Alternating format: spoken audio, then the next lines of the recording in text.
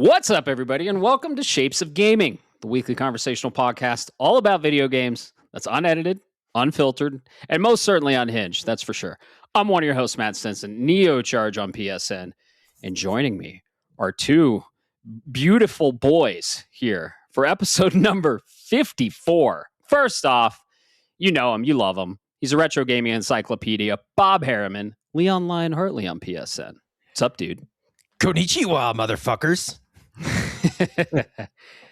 And returning the people's favorite, he 100%s all his games. You also know and love him, Caleb Schiff, Admiral Merps on PSN.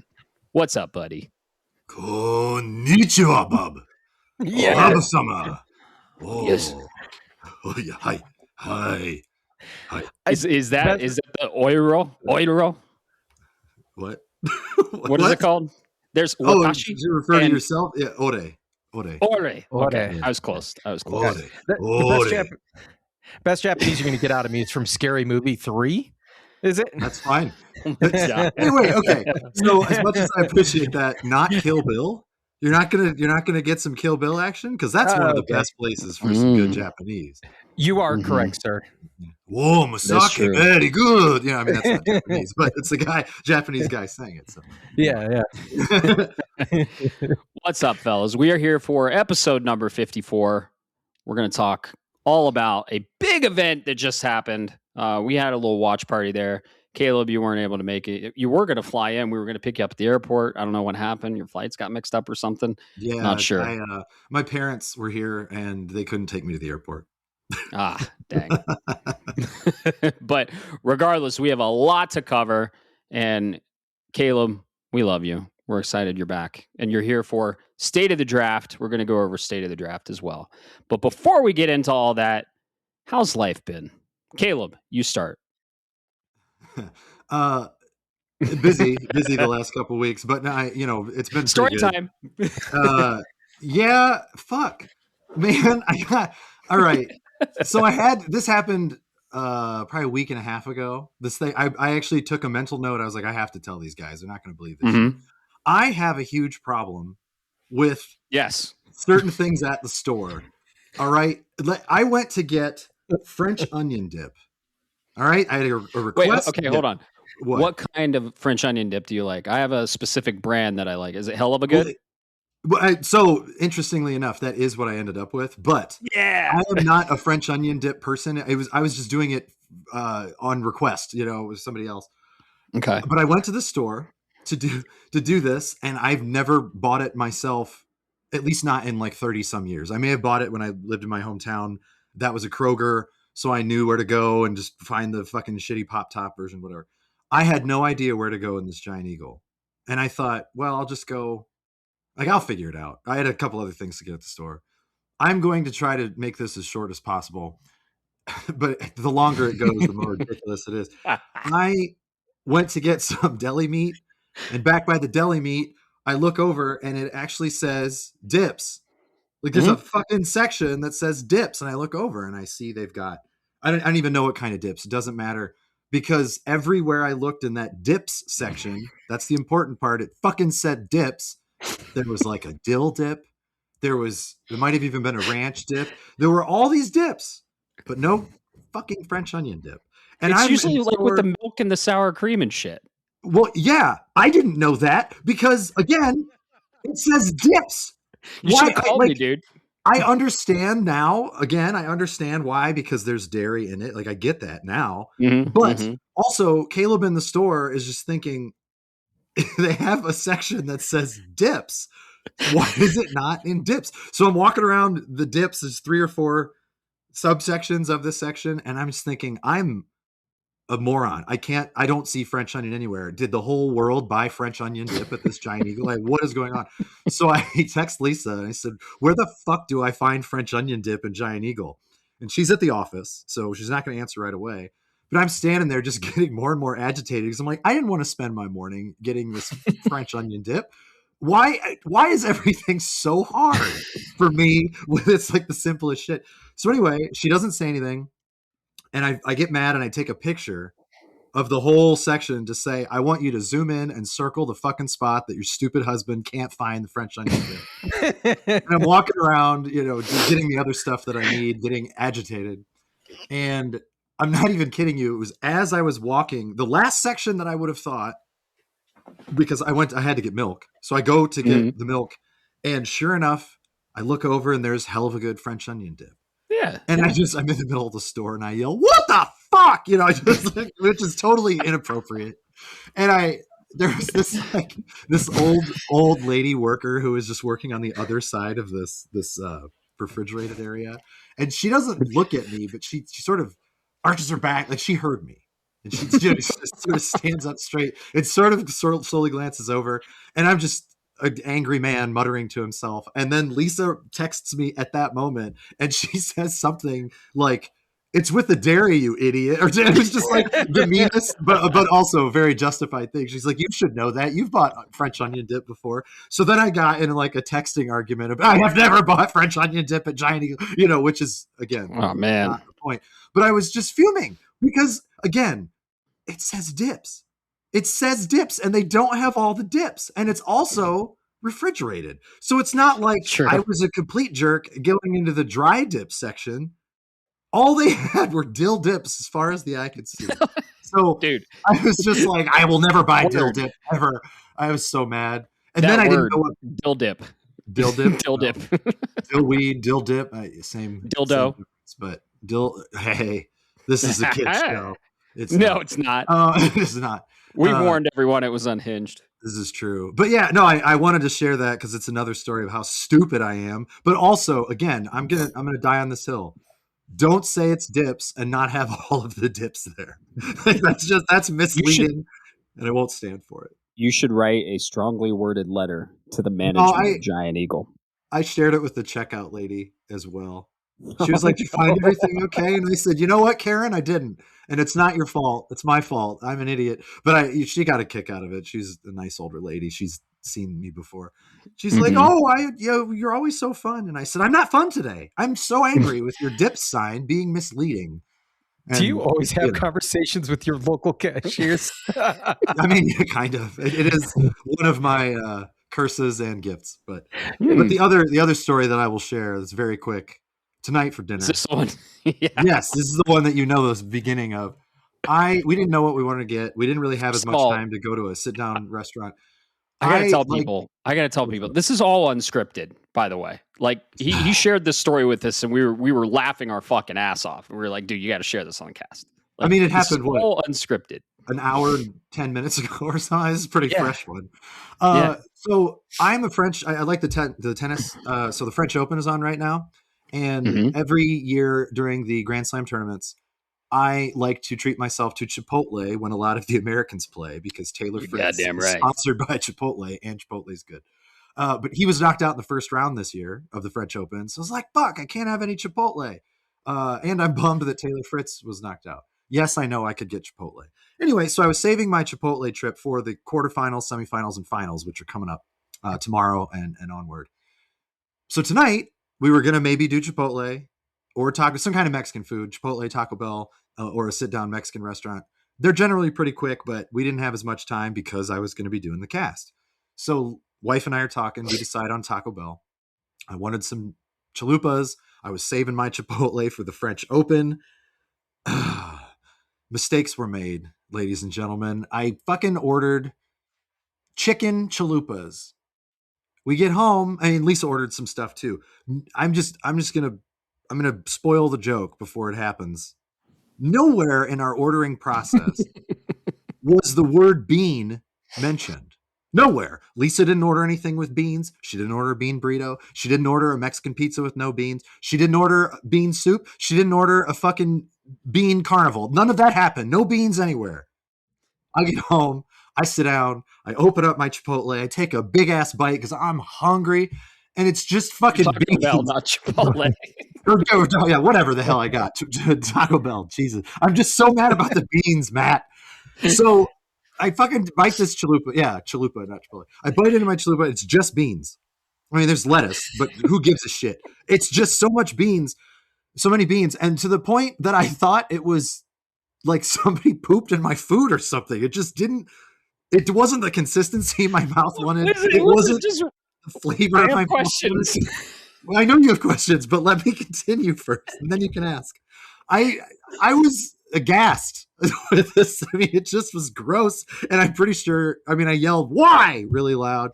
Lisa's sitting next to me, and she just looks over. The sweetest woman in the world. She doesn't need to deal with this shit, but every day it's something new and special. So she looks over at me, she's like, what's wrong? And I didn't know it was beans, but I flip open the chalupa and because I'm trying to figure it out. And she gets this furrowed look on her face. She says, what is that? And I just said, is it fucking beans? And she just lets out this sigh because she knows that I'm going to be miserable after that. Both of my chalupas were just bean chalupas for some fucking reason that makes no sense. Paid for chicken, got beans. I didn't even know bean chalupas were a thing on the menu. They're not. I think I've said this before, maybe not. I used to work at Taco Bell when I was in high school. All right. Okay. That's a long time ago. But so they did give us a receipt. I was like, give me that fucking receipt. And I look, and in the receipt, it says BB chalupa, which I think it means black bean chalupa, because I know how to read the receipt shorthand. And that was black beans back in the day, just BB something. BB burrito was a black bean burrito. Why is there a black bean chalupa on the menu? Who orders that? What vegan asshole made that on the menu to ruin my chicken chalupa experience? I've never had a problem ordering that before. Because that's the other thing. When I order food from fast food, I try not to change too much because let's face it, everybody's fucking stupid anymore. Mm-hmm. The world is stupid now, and nobody can do anything right. I'm on my soapbox, my angry fast food soapbox. But I try to order something that's just the thing. So all they have to do is boop the thing instead of booping it, minusing, subtracting something, adding something. No, this fucking lady has black bean chalupa for some reason. And you know what? I can't stand it, gentlemen. I'm so upset. My dinner was ruined. Lisa had 1/3 of a crunchy taco left because she likes black beans. I mean, I like black beans too, but I want some actual meat. Yeah, not by itself. I don't want just black beans. So she takes the chalupa from me, and I said, you don't have to suffer. Just, I'll try it. I don't think she liked it either, but I got 1/3 of a hard taco and some nacho fries for dinner. So, yep, I'm in a great mood. You guys got me on the right night. Excellent. Man, that's how I'm doing. How are you, Bob? Well, do you have questions first, or do you want me to just ask Bob? I think was just wondering story pretty well. Yeah. You went through the details. You answered the question I had, which was what type of beans was it, like refried beans or black beans? Yeah. So that's not great at all. It's not, because also was it any super cheese? Liquidy. The amount of cheese on there could not feed a small mouse. It was, you know how in recipes the pinch of salt. I don't even think this is a pinch of cheese. It was just the stupidest. I can't. You know what it was? You went with the black bean chalupa, which got the guy at the counter who was actually smart confused because he's like, it's black beans, but I can't put cheese because he's a vegan. What do I do? And like the wires got crossed. But if that's even the case, why did he give me a pinch of cheese? You're probably right, but he's still fucked up if that was what he was thinking. So. Lisa left the receipt with me. She said, I'm sure you're going to have strong words on the feedback. And I said, if they're lucky, I don't know. It's not worth my time. But God. Well, the moral of the story is don't go to Taco Bell. You go to Taco Bell when it's 2 a.m. and you're drunk. Exactly. Everybody knows that. For sure. 100%. I'm pretty sure if I was drunk, though. If I was drunk at 2 a.m. and that happened, I'd still be pissed off. I don't care how hungry drunk Caleb is. What the fuck is this bean chalupa that nobody asked for? And if we have a listener who's like, all I eat are black bean chalupas, you know what? Good for you, but also how dare you? How dare you take the thing from me that was a sacred... If you worked at a Taco Bell around... in high school, the reason I don't order chalupas at Taco Bell anymore is because they got rid of my Baja chalupa. They did, and that sucks because those were great. The Baja sauce was awesome. I do agree. No, I sometimes I like me good Taco Bell. It's the chalupas, the gordita crunches. Those are good too. And I'll get like steak and chicken chalupas. Yeah, I don't think I've ever gotten just just beans in my chalupa. So Well, I have. It's great. Let me tell you how not hungry I am right now. Jesus. Oh shit. Well, So regardless, it's a funny story, though. welcome to Shapes of Gaming. Shapes of talking about shapes of tacos. Shapes of rants. Ironically, this came up because I had Chipotle tonight. Yeah, this wasn't going to come to I wasn't going to bring this baggage to the cast tonight. And this motherfucker sends a picture of Chipotle right as I'm suffering with my bee. And I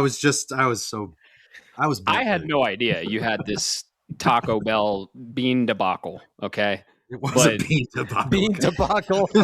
Bean debacle. The great bean debacle of 2026. No, I had Chipotle. I just get like the burrito, right? And I get carnitas. I get a lot of lettuce, a little bit of a good amount of cheese, a little bit of sour cream. You don't do a pinch of cheese? No, I like my fucking cheese. You don't want to get too much sour cream because then you're gonna just be swimming in your burrito. It's gonna be all liquidy and shit. You gotta eliminate those liquids. And I get some pico de gallo. I get the fajita veggies. And then sometimes I do get beans, but sometimes on the side. And you basically just get a side of beans. And you always got to get the chips and guac. So that's what I have for dinner. That's the thing. I actually like black beans fine with other stuff. I just don't, on top of it's a side. Maybe, or it's with other stuff in the burrito. Like it just beans? Yeah, no. That's a psychopath's order. Somebody somewhere, whoever made that for me is probably a serial killer. I don't care. Like, God. Oh, 100%. I ruined the cast again. I'm so sorry. We were going to keep it short tonight, but Caleb was on, so we fucking ruined. It's funny you say that. My wife is working nights tonight right now, and we were talking about planning for the rest of the week. Hey, I got Summer Game Fest coming up, got this going on. And I said casually, oh, and tomorrow night I'm going to be recording and we're going to have Caleb on. And she goes, okay, I'll plan to Uber home. Sorry, Crystal. She's not wrong, but we love you, Caleb. Right. Everyone appreciates the stories. We've gotten comments. Let me just tell you, we've gotten comments that they think the stories are hilarious and they appreciate them. I'm glad to hear it. That my suffering is somebody else's joy. I mean, I do. I actually am sincere when I say that. Because it is funny. I mean, it's observational humor that I really appreciate myself. But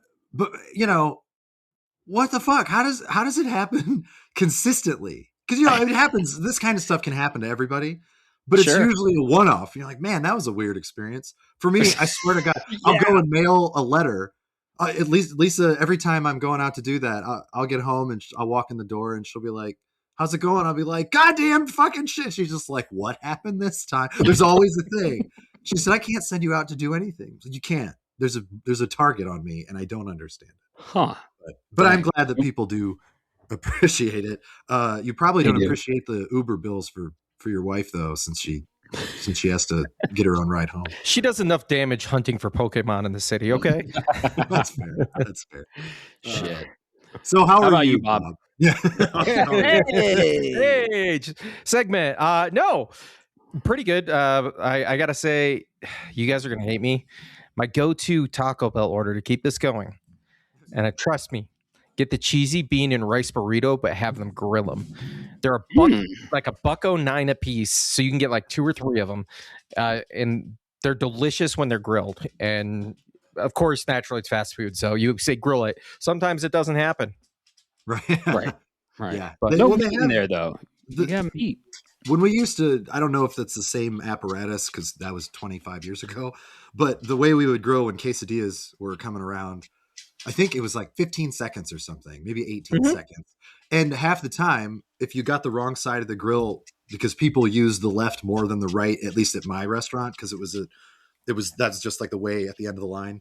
So the right side, even though it was supposed to be hot all day, the right side, if you got a lunch rush, half the time when your shit wasn't grilled, it's because it was on the side that nobody ever uses and it wasn't hot enough, which was stupid because you'd think that fast food and I don't know, common sense, you'd figure that out when you open it up. But I have tried those before, Bob. When I worked there, I would make those for myself as a little snack. They were amazing. They're excellent. Very good. And they're inexpensive too. That's the other thing. That's the other thing. They're so inexpensive. That's the reason why. But Right. yeah, other than that, pretty good, man. Just keeping busy. Work has been quite frantic lately. That's not a complaint, really, you know. And it's funny, Caleb. I'll give you your observational humor one for this week, simply Okay. because you reminded me of your incident at the well, I'll give you two of them. The incident at the grocery store when you were just like, "Fuck." Yeah. Sometimes it's funny to do it intentionally. And this all stems from Memorial Day weekend. My wife is at work opening. She works at Sam's Club, so retail, big shopping place. Yeah. And you know when people are fucking lazy, right? And I go to pick her up. The store is slammed. It's a Saturday. Everything's going on. And I go, and I have the window down, and I immediately go, as she's getting in, I say, you know, it's probably a good thing you're not closing tonight because nobody seems to know how to return their fucking cart. And I got like 3 people looking at me. Yep. I hate that. I have not met a single person in my life that I mean, in my circles, and I do know a lot of people who would leave their cart. Everybody across the board hates when other people do that. So my question for you gentlemen is, who's fucking doing it? If everybody that I know claims that they hate it, somebody's lying, or they're just different subsets of people. Matt, are you the liar? Are you the one? The people that you don't know, you probably don't know a lot of people compared to the people you do know. I'd say it's like a 10-90%, 10 to 90%. No, I know, but you would think ratio. with the sample size at all, Right. you know, if I have friends maybe you just have cool friends. like apparently, but yeah, man, you're surrounded by good people. I always put my fucking carts back. It takes like 5 seconds. And sometimes if I see a cart, just a rogue cart, I'll go grab that and put it back and bitch and be like, I hate people. I fucking hate people. Yeah. So, I do. Yeah. If Lisa's with me or if anybody's with me, sometimes if I'm by myself, I will channel my inner mom, my mom, like my personal mother, who she says things way too loudly that she doesn't want other people to hear, but everybody hears them anyway. And I don't think she does it on purpose. I don't think that's intentional. I think she just thinks she's being secretive. Anyway, I'll grab a cart, like somebody else's cart, who is still there. They're like fucking around at their car and very clearly just abandoned it. And I'll grab it and I'll act like it's the most exhausting thing in the world. I'm like, oh my God, this is so difficult. Oh, I'm done. There it is. It's in the spot. But I'll make a point and they'll look at me like I'm the biggest asshole in the world. And I don't. they're the asshole. If you want to throw down in the parking lot over a shopping cart because you're a terrible person, I'm angry right now. Testosterone and adrenaline are wonderful things. Like, let's go. Where's your husband arrested? Oh, he was mad at somebody for not returning their shopping cart. Okay. Thank you. Then the officer will be like, oh, that's fair. Yeah. The officer would tase the guy that did it. Like, exactly. That guy sucks. Exactly. That's good, man. I'll have to tell you about a D&D character idea I have around that specific thing sometime. That sounds excellent. Awesome. Yeah. But no, it's going good. Oh, and the other thing from Memorial Day. Sorry. Yeah. Memorial Day weekend. And you'll appreciate this, Matt, because you've been there. It's Saturday morning. I get up super early because I had to take the wife into work, and I'm like, screw it. I'm going to our local butcher shop, Ranch Foods Direct. Yeah, some of the best cuts of meat you'll get. And my plan was to get a nice steak. It was her birthday weekend. Let's get this. And I walk in at like 10 in the morning, and the ladies in there are really nice. They're helping me out. They even let me. They're like, here, we'll give you the best cut of the ribeye that you're looking for. Awesome. And then we're going to wrap it up. I'm an idle conversation person, and I immediately realize it because I go, man, Saturday morning, it's actually really quiet for a Memorial Day weekend. And I looked at her and I went, uh-oh. And she looked at me and was like, I'm going to fucking kill you. You just broke the number one rule of retail. Yeah. Dang. Yeah, don't speak that into the world because now that's rude. And her counterpart that was on the other side of the store stopped and looked at me deadpan too. It would have been great if they just slowly pulled the ribeye back away from you. Get out. Get out. We don't serve your kind around here. Blasphemer. You best start walking, boy. No. But yeah, doing good, man. How have you been? I've been good. I have fully almost moved into the new place. I'm in the new studio / office recording here. Got everything set up. Yesterday was so fun. We had a watch party for the State of Play. Ironically, the beer brats that were made, which you made some beer brats, were from Ranch Foods Direct because they have the best meat around. So you made some bomb ass beer brats. Sounds good. Yeah, we had a good time. We talked games, and it was a blast. So we're gonna do it in 2 days again for Summer Game Fest. So We'll pick you up at the airport, Caleb. Yeah, exactly. You're gonna celebrate my birthday bash. that's happening. That's not the airport because I'm going to be watching Summer Game Fest, but some friends here are taking me out. Nice. I think Saturday afternoon after all the smaller shows, because like this is a whole 4 or 5 days of stuff. Right. But they said, when are you free? I know this weekend sucks for you. And I said, I sent him the whole Summer Game Fest schedule. I said, you can figure it out. I'm watching everything. Like, okay, Saturday night it is. Said, yep. It was either that or Sunday after the Xbox showcase. And I said, right, whatever you guys want, whatever works best for you. They said, we got a babysitter for Saturday night. So I don't know what Saturday's going to bring. If you get some fucked up texts, you're welcome, and I'm sorry. we'll just looking forward to it. If you get too drunk, remember Taco Bell. No, I'll go to Taco Bell, and I'm just going to say, do not give me a fucking bean chalupa, you monsters. And you'll get one. They'll give me 41 bean chalupas for my birthday.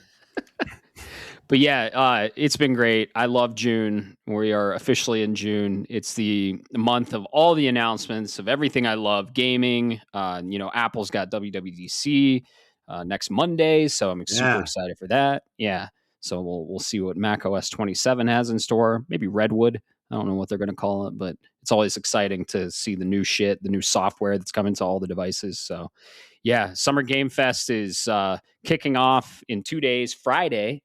And then, it's a slew of events. So it's kind of like our E3, and I always love E3, and I love the month of announcements. So, and I'm officially pretty much moved into the new place, and I'm liking it. So it's fun. It's right down the street from my old place. So not really, it's a new location, but same area. So yeah. Is it walkable from your old place or no? Not? It's about 5-minute drive. Oh yeah. I mean, that's close. I didn't know if you could, if it was easy for you to just walk down oh man, I forgot this box and I don't want to drive there. I don't know. Not that close. You can one wheel it. You could. I could one wheel. I could one wheel about 15 minutes probably. So yeah. Weather here has been pretty great. A little overcast, but today it was like 70 and sunny. It was awesome. So yeah, things are good.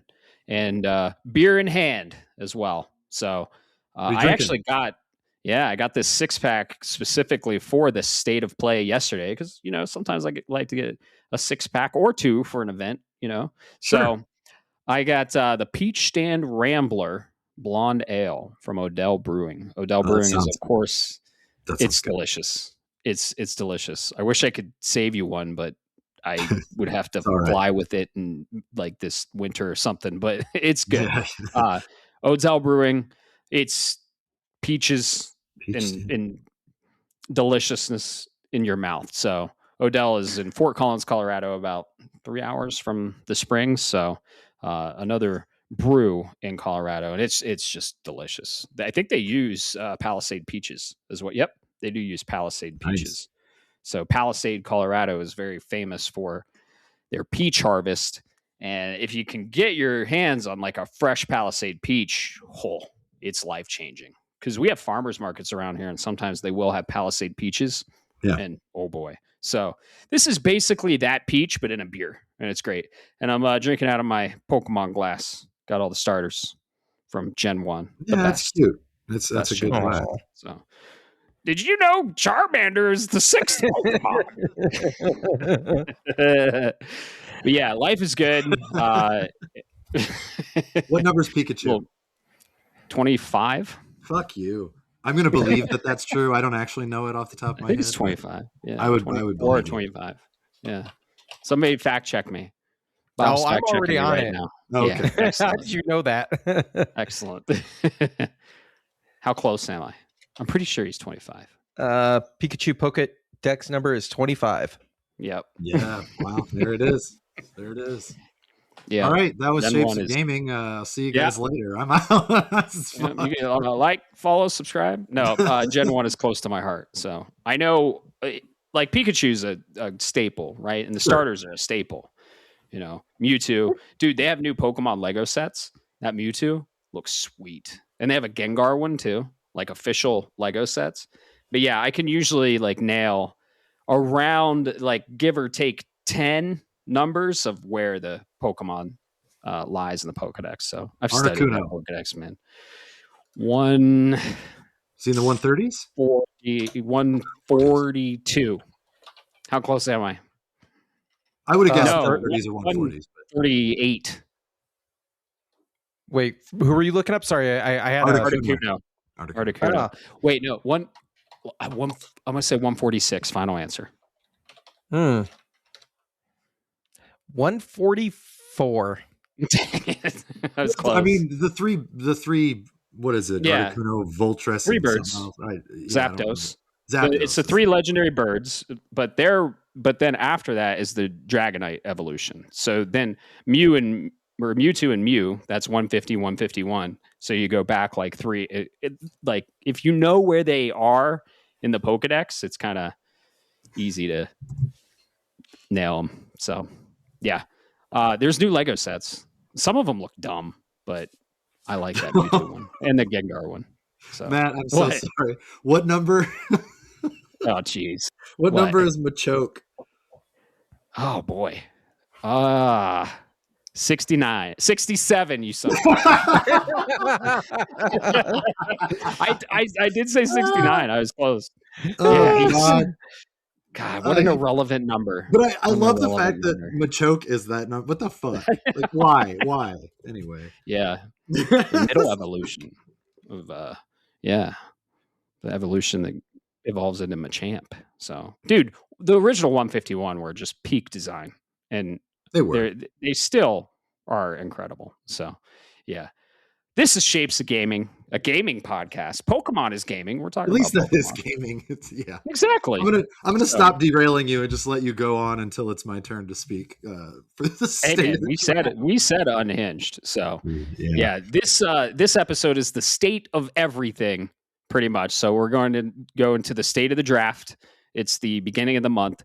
So we're going to get a pulse on the draft, and we've got some great pickups, and we've got some games that have scored pretty well. So, and then we're going to go over the state of play, which happened yesterday, June 3rd, June 2nd. Today is June 3rd. And it was a great show. So, but before that, if you're part of the community, thank you. We've had some new people join on Discord. So if you're new and listening, thank you so much. Welcome. This is the podcast. We talk about Taco Bell and Pokemon and beer and video games. It's we eventually get to video games, but we like to have fun here. We drink, we have a good time, and we're basically just a bunch of nerds just talking about video games. And if you are also a nerd, you are part of the community, we have a huge community of nerds and cool people on our Discord. So if you aren't part of the Discord, hey Bob, hey Caleb, where can people find us? It's linktr.ee. Right? It's blast from the past. Yeah. No, it is. Before I did the redirect. It's shapesofgaming.com, right? Pretty easy. Pretty sure that's what it is, shapesofgaming.com. And when you go there, I'm not going to say it like Bob does. It'll give you all the shit you need to see to pick your poison of choice, whether it's YouTube or Spotify. I do not know all of the options. Apple Music. I personally use Spotify just because that's where all my classic rock jams and the things are that I use. But shapesofgaming.com will set you up. Is the Discord link on that website as well? Everything is there. Okay. There you go. You got Discord, you got the Facebook link, all the social media links. And yeah, we're on every single podcast app of your choice pretty much. So, I mean, Spotify, Apple Music. We're even on the weird ones like Podbean and all that shit. Don't say bean in my presence, sir. How dare you? Beans. Yeah. Roll that beautiful bean footage. If for some reason you don't have an internet browser and you're a troglodyte, then I guess go out and just shout and ask your nearest neighbor if they have shapesofgaming.com and they can turn it up for you. Ask him what Pokédex number shapesofgaming.com is. Ask him what the choke is. No, that link has everything, and you can join the Discord. Alex, our social media person / friend / part of the crew, awesome dude. He does our intro too, and he has his own music as well. So BA Select Start. He has an album out now. Amazing dude. You fucking got ferrets and you're raising the roof. Oh, I wish we were on video soon. Bob is deadlifting ferrets while Matt is trying to share the words. Kiddo's trying to leave the house, and they were running up to the front door, and they're like, "Dad, I can't leave." I'm like, "Just hand him here." So my ADHD brain kicked in. It's amazing, but yeah, it's a huge community. It's a good community. I wouldn't say huge, but big, and we're growing, and we appreciate everyone that has been part of the community, that has joined the community. And if you like what you hear and you like the podcast, subscribe. It's all free. We don't sell anything except our secret merch store. We have shapesgaming.merch. No, I'm kidding. /D's nuts. /beans. Fuck. Man. But yeah. And if you like the podcast, leave a review, leave a like. Let us know how we're doing. Go on the Discord and say, hey, you guys suck. It's the worst podcast. It's a gaming podcast, and they haven't even gotten to games. It's like been 36 minutes. We're just talking about beans and shit. I'm pretty sure they're all psychopaths. French onion 1 out of 5 stars. I'm waiting for somebody to go on the Discord and say, what kind of asshole idiot doesn't know that French onion dip is with the dairy?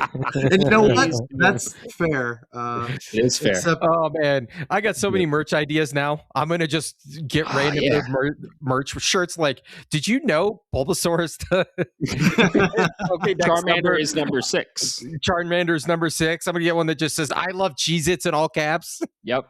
Can we have one where it's totally make it? It just says, do you like Pokemon? And then underneath that, it'll be Matt doing this. And then on the back, it'll be Machoke. People just, if you know, you know. Yep. Oh. All right. Well, we're probably going to start a merch store now. And if you're into graphic design or you can make this shit for us, that'd be cool. If you have any connections with vendors or where we can make these shirts, we're all for it. So we're a community, and we're a community-based organization, and we're always growing and evolving. So that's what Shapes of Gaming is for everyone. It wasn't the real treasure was the friendships made along the way. No, the real treasure was the fucking Cheez-Its and beans. That's the real treasure. I'm going to take a picture of me eating refried beans in a bowl with Cheez-Its for the dip, or for the chips. Yep. Unfortunately, you have to do black beans or it won't hit as hard for me. Oh, yeah. Makes it soupy and gross. One shirt we would have to do is the spiral. All hail the spiral. Yeah. All hail the spiral. Of French onion dip. Yep. But yeah, we're here and we're having some fun. And let's talk some games, fellas. Let's get into the state of the draft. Caleb, take it away. State of the draft. All right. Well, where do we begin? We're going to just do what I usually draft. So we had a handful of games this last month that dropped. Mm-hmm. I'm not going to go in the order of release because nobody really cares about that. I'm just going to go in the order that is on the thing. So, what is the draft? Tell our new listeners what the hell is this draft? Is it like a fucking military draft? What are we talking about? It is a draft. 5 of us were drafted. Well, I don't know. You don't want to get political. I was going to make a joke about going into the war, so maybe I won't do that. No, it's not military. It is Fantasy Critic .games. It is, people who play like fantasy football draft. It's that, but for video games and video game releases and how they score on opencritic.com. So it is the aggregate score, OpenCritic, not Metacritic. Whether you better one. What's that? The better one, OpenCritic. Oh, the better one. Yeah, it's or is it? anymore. Who fucking knows after some of the Yeah, no. scores this year, but whatever. But so at the beginning of the year, we all got together, and this year it was a total of 15 games. We initially drafted, it was 9 of them, and then we were able to bid on 6 of them. Is that correct, or was it 8 and 7? Yeah, sounds about right. But With one counter pick. Yeah. yeah. Either way, it might have been 8. Fuck, I don't know. But one counter pick. But how this works? We all would take turns. There were 5 of us in the draft, and the order was, I don't want to say randomized, but it was chosen at random, and then you went in the snake draft order. So Bo got to go first. I was second. Matt was third. Bob was fourth. Mason was fifth. And then we go backwards, 5, 4, 3, 2, 1. So then Mason, Bob, Matt, me, Bo. So once we were done picking our initial drafts, there's a counter pick, and the counter pick is the thing that there's a different way to play it, but it's a thing that somebody can't drop. They can't get rid of it on their draft. And I don't want to say you want the game to score poorly, because we don't want games to score poorly, but that is a way to get more points for the person who counterpicks it. Whatever points above 70 the game gets, whoever counterpicks it loses that amount of points. If there's anything below 70, the counterpicker gains those amount of points. So usually you try to go for ones that you think aren't going to do as well, or that just aren't going to release this year, because then they're stuck as a dead pick on their draft. So that's essentially how it works. Then the game's released. They get scored. We get points. And at the end of the year, the king gets all the finest meats and cheeses. So a literal crown and scepter. There was a literal crown and scepter. Because you are the reigning champ. I was the reigning champ. And then I got Tanya Hardinged. So, which is, I mean, it really kind of, with the initial draft, I kind of checked out after I found out that I got fucked. That's okay. Whatever. Who cares? But the releases that came out this month, I'm not going to go in the order of release. I'm just going to go in the order that's in front of me, because it's way easier for me to do that, and I don't care. A big game we were all excited for, Lego Batman Legacy of the Dark Knight. That game came out like a week and a half ago. It was the end of May. Yeah, and I got it. It's on my shelf. We kind of, I'm not going to lie to you, I kind of expected it to score a little higher than it did. It got an 84. An 84 is still a very good score. Everything that I had seen about it and everything that I had read when it came out, I have not played it yet. I was reading 87-ish. That was kind of what I was thinking. So 84 to me was a little lower. Lego games typically don't score very well. I thought it scored higher than it actually. Oh yeah, you thought it was going to be like an 80 or something? Yeah, I mean, it's one of the. Yeah, no, I played a lot, almost all the mainline like Lego games based off of popular IPs. Other IPs, yeah.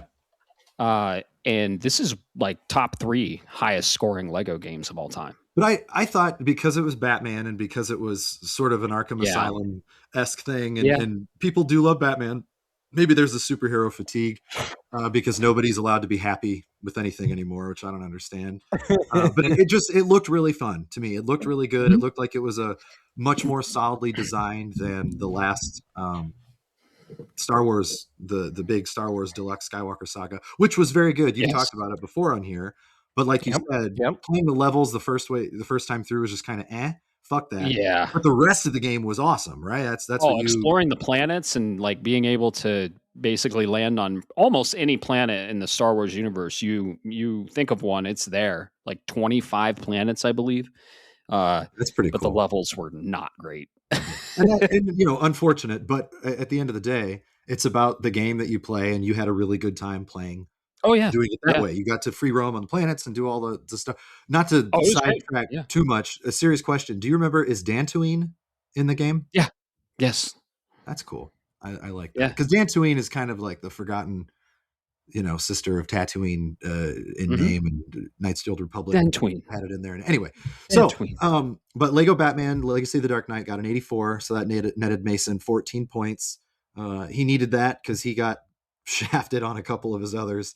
God of War, Sons of Sparta, and Darwin's Paradox are his lowest scoring ones right now. And Ghost of Yotei Legends still doesn't have a score because I don't know. We'll probably have to manually score it. I mean, I know why. It kind of sucks because you'd think that going back to your question, no, I was thinking of Dagobah. And Dagobah, yeah, not. But Dantooine, no, that was like a one-liner in. That's the one you think of. The one you think of. Well, It was like a just one-liner, figured since and it had like all of the things, I thought maybe right. Dantooine would show up. But yeah, I guess That was not. in A New Hope, and Leia was like, Dantooine, the rebel base is on Dantooine, and it was a red herring, right? Yeah, I mean, it was most Star Wars fans now our age would probably know it more from Knights of the Old Republic. Yeah. Oh, okay. Like that's because you actually go to Dantooine and you get to Yeah. sort of see the Jedi. Gotcha. Anyway, yeah, that's nothing to do with the draft. I was curious. I'm sorry. That was the only thing for Mason this month, and then I'm going to save Bob for last for reasons that he probably knows. So I'm going to go to Matt. You had Yoshi and the Mysterious Book drop, which was a counter pick that I had, not because I didn't think it was going to be good, but I thought other things were going to be better by the time it was my pick.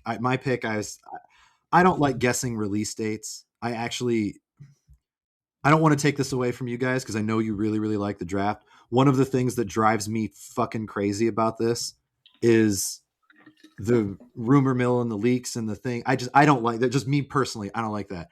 I would rather see a game get announced, see a game and judge it then, instead of sort of like at this point, I would just rather play the lottery if I was going to do that. And I don't play the lottery. So, that's just not my thing.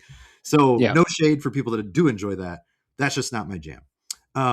But sometimes it really, really pays off, right?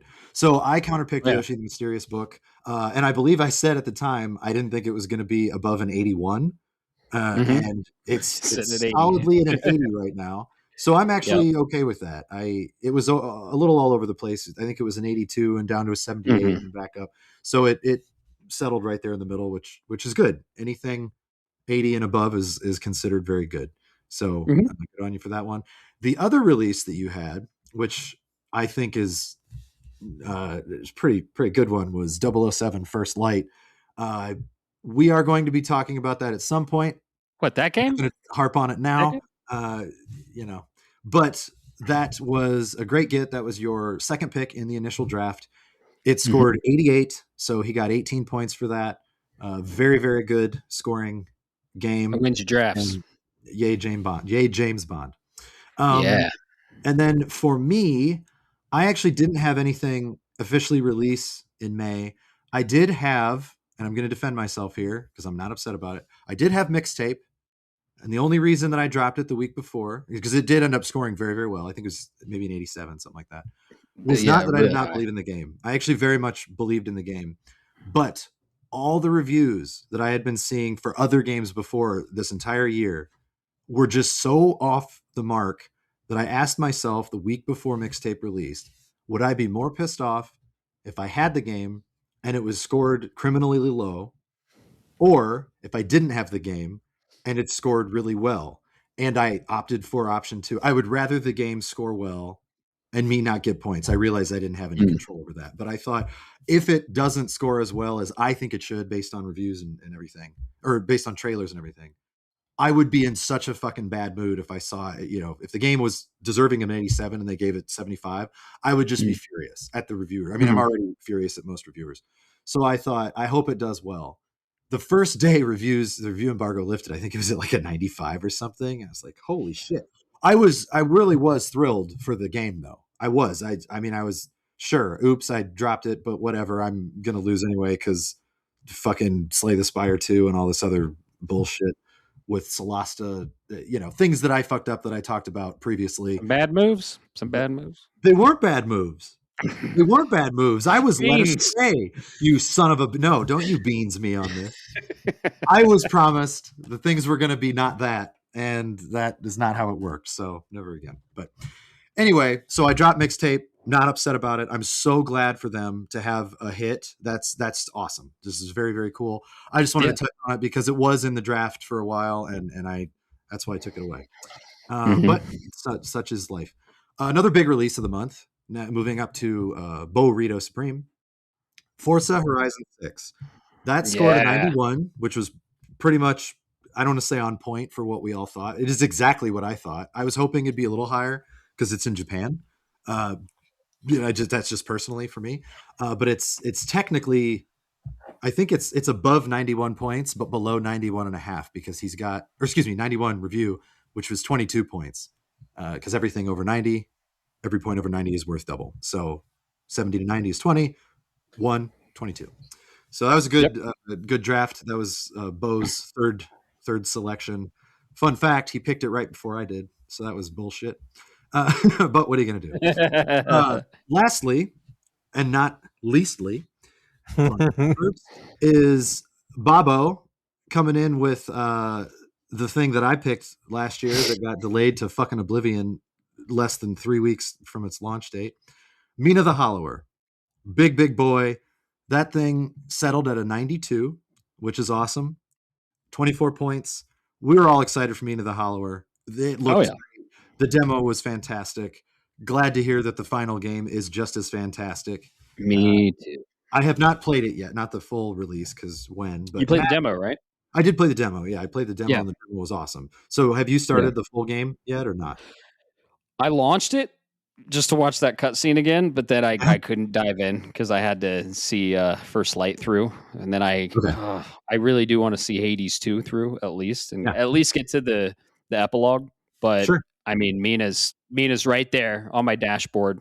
I got a code from Kickstarter. I was like backer number 3,000 for the original Kickstarter, so I have had my eye on this game for almost half a decade, and I can't wait, and I am thrilled that it scored so well.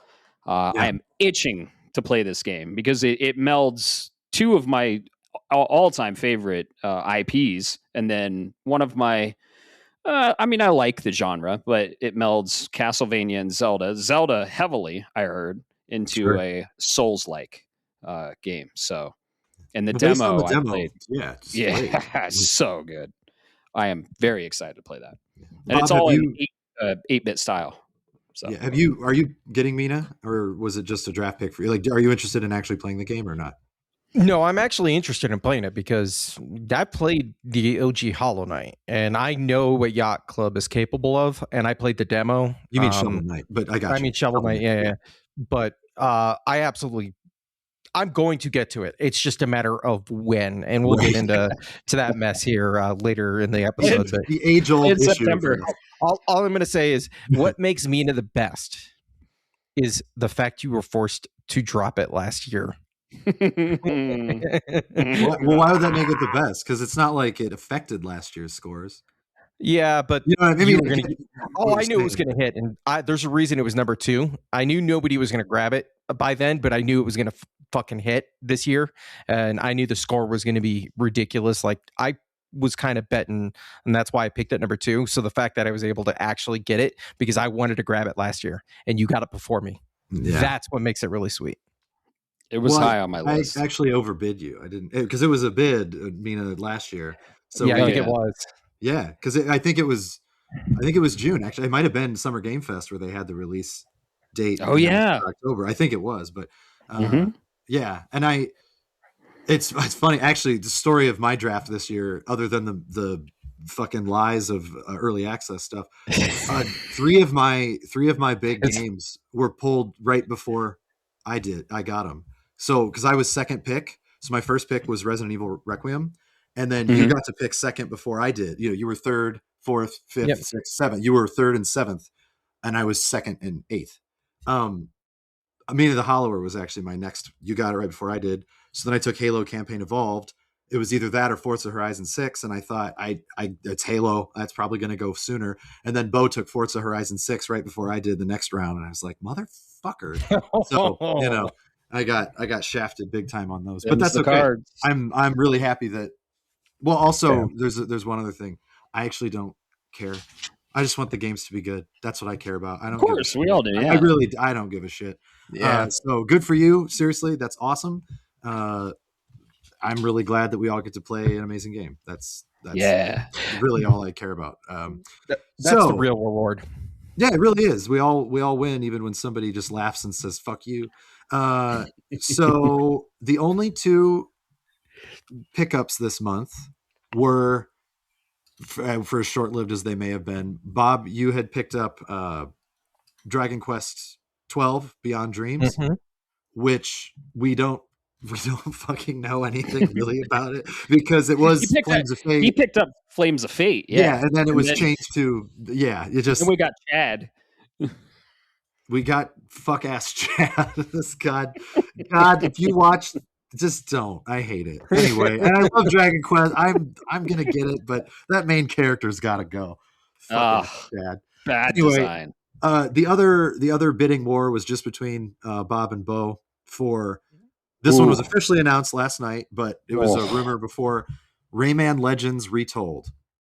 Damn. And looks great. It looks so especially good. if you're a Rayman fan. Even if you're not, you can't deny like, oh, that looks like a pretty good. It is a remake, right? I mean, it's a full on remake. The last one was cell shaded and vector 2D. So this one is like completely 3D. It looks like UE5. Honestly, it looks gorgeous. It does. They showed one of the best levels in the game, like a musical level, and man, my jaw dropped the entire time. I was like, holy shit. Because I am one of the few with the platinums on Rayman Legends there's a trophy in there that like you have to do a challenge every day for 6 months and you have to get gold. And to get gold, you have to be I had a fucking spreadsheet and everything. I logged on for every fucking day. I had to do a challenge. Not only I had to do this challenge, you had to get gold, which you had to be in the 10% of the best people on the leaderboard for that day.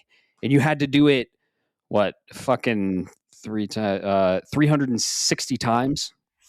So I was like, I'm going to get this platinum. And I was like, what have I done?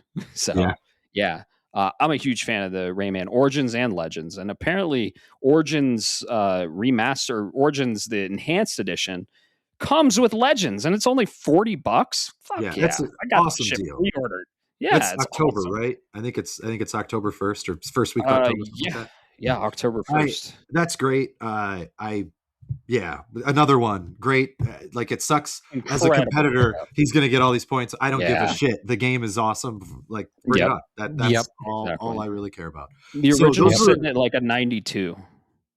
What are you guys gonna do if it comes out? And the only level that was good was the one they showed, and all the other ones are just horrible frame rate issues, and it fucking tanks. It will not. Damn. It will not. It's gonna be right. Good, so. But the only other thing that I wanted to touch on, because again, the score updates are just misleading. Even now, I mean, we are halfway through the year, so I can give you the actual points, but there's still so many games to come out or not come out. It's just still kind of. Well, not anybody's game. It's between the probably three of you, and I think Mason and I are probably fucked, and that's okay. Like I said, I just want to get podium. I always go for podium. I got podium last year. I got second. If I'm on that podium, that's cool. I would have gotten podium if not for your bullshit lies with early access and fuckery. Well, I would have won last year if fucking Nintendo didn't get their head out of their asses and release the Metroid Prime trilogy. No. Yep. I don't think that's true. But also, one of these things is not like the other. One of these things is very different. But no, so the current point total right now, with only 2 release games, Burrito Supreme's in last place with 33.5 points, but 2 release games and 33.5 points is very, very good. So that's not, that's very misleading. And then in 4th place right now is Mason with 52.53 points. Or I'm sorry, that's projected 4th. Sorry. 4th place now is Matt with 50.48 points with only 4 releases, but he is projected to overtake Mason because Mason, who is in 3rd with 52.53 points, has 7 games released. So for 7 games, it's kind of a rough. I mean that sucks overall for the average score, and he had the negative with God of War, which bummer. But criminally underscored. He still does have 8 games coming out, so we really don't know. He could still. There could be some surprises on there, but it's not looking good based on some of his the counter picks that he has against him. Doesn't look like Judas is coming out this year. Who knows about the Duskbloods? We're going to find out what's going on there, but we'll see. And then in 2nd place right now is me with 58.73 points with only 5 games released. that's still not bad, and a counter pick where I lost 10 points. So that's actually right on the cusp of still being okay, but not great. It's not great. It's just okay. But killing it with 8 games released is Bob with 117.44 points. Just as an example, Mason has 52.53 with 7 released. Bob has over double his score with 1 extra game released. I mean, that's why it's like a really good running right now. So and most of his games that are coming out in the rest of this year, I think 3 of them don't have an official release date, but the rest do. Yes, that's correct. So that's a good sign too. Unless it's Mina the Hollower that gets fucking delayed at the last minute. Oops. Right. We got one yesterday of one of your games we'll talk about. Yeah, we will. But yeah, so that's pretty much state of the draft. Aft. Draft. If you want to follow along with the draft, it is on the Discord. We have a dedicated channel for it with the links. And if you had questions, if you had just wanted to know how it worked, or if you wanted to say, you fucking morons, why didn't you pick up this game? You know, whatever you want, go on there. It's on there. Do it to it. Yeah, exactly. Let's rapid fire what's releasing this month. Oh yeah, that's the draft thing I wanted to touch on. I'm sorry, that's my fault. Dave the Diver in the Jungle coming to Dave the Diver. Bo's draft on June 18th. That's the expansion of Dave the Diver, and yeah, it looks great. That was another one. I was on the cusp. I was on the fence. I was gonna do that with my Diablo. It was between Diablo and Dave the Diver. I picked Diablo 4, and then Bo picked Dave the Diver right after that. So you know he got it. We both had decent games. It's fine. I think it's going to score pretty well. Dave the Diver scored really well, so that's good. Also on June 18th, we're all excited for this game, but Matt especially so because it's on his draft, is The Adventures of Elliot, The Millennium Tales. And for those that don't know, do you guys know if the demo that they just released that goes into the full game, is that different than the one we got last year? I don't know. I played the original demo, and I was just like, I'm sold. I pre-ordered. I haven't pre-ordered. Yeah, Square Enix made a Zelda, and I'm here for it. So Zelda with a red mage lead, basically. Exactly. That's fine. So yeah, I'm excited to meet Zelda. Yeah. I'm very excited to give it a shot. I mean, I played the demo. I loved the demo. Yep. Well, not loved. I very much liked it. I'll a step below loved. There were a few tiny things that I thought maybe you should clean this up, but overall, I thought it was really fun. That's all. And it's in the 2D HD engine that Square Enix has. They do Octopath. They did the Dragon Quest 1, 2, and 3 remakes in. So yeah, it's gorgeous. I'm super excited for it. Yeah, it's going to be good. Bob, are you interested in this at all? I know you like the HD 2D engine, but I don't know if this is your style of game that you would care that much about. Yeah, absolutely. I didn't get it. I'm so sold on it. I didn't even bother with the demo because I saw it was a Zelda game in the HD 2D engine with a red mage as a lead. And I was like, you don't have to fucking sell it. Like I'm already in. So I was there. I handed you my Switch 2 and I was like, here, check this out. I think it was on the road trip to MagFest 2020. Oh, yeah, probably was. Yeah. Or 2026 technically. And I was like, check this out. And you played like 5 minutes. You're like, I'm sold. It felt pretty good to play. That was I will say I was kind of on the fence about the story. Not that all the games like that need to have the best story in the world, but it wasn't until the very last bit of that first demo I said, "Ooh, I like where this could go. That's cool." So I mean, I liked the rest of it anyway enough, but that was sort of the final hook of, "Yep, you're going to buy it day one instead of waiting to see. You're going to get it." Will I play it day one? Great. Probably not. But right. It'll score. I mean, my guess right now is probably mid 80s. I would. Yep. I was thinking early to mid 80s. Yeah. Yeah, like between 84 and 87, something like that. Anything over 80, fine by me. Yeah, if it does better, great. If it does slightly worse, still a good game. 82 is still good. But excuse me, the last thing that is coming this month officially is I think we touched on it maybe slightly last month on one of the casts. It's official. Star Fox being remade. Star Fox 64 is being remade. The Lilat Wars. It's very exciting for those of us that played Star Fox 64. Oh yeah. Whether you think they look like the horrible, furry, demonic creatures, but the thing is, who gives a shit? The game the original game was really fun. Right. My only concern about this game at all, as far as scoring frame rate is concerned is actually not even frame rate. I think the frame rate will be fine. That's my concern. I think people might be like, "Oh, it's the same game, and they didn't add enough. Like it's too basic." Well, some remakes that we want, that's what we want. You know, we loved the original so much. I do agree that it'd be nice to have maybe like a bonus section, bonus area to go to, or just hey, if it was in the There's new story beats in the editing room, sure. But I mean, as far as playing. If maybe there was another area to go to, I think reviewers who tend to be really hard on that stuff for some fucking reason because their heads are up their asses. That's my only concern on your behalf. I don't care. I'm going to get the game.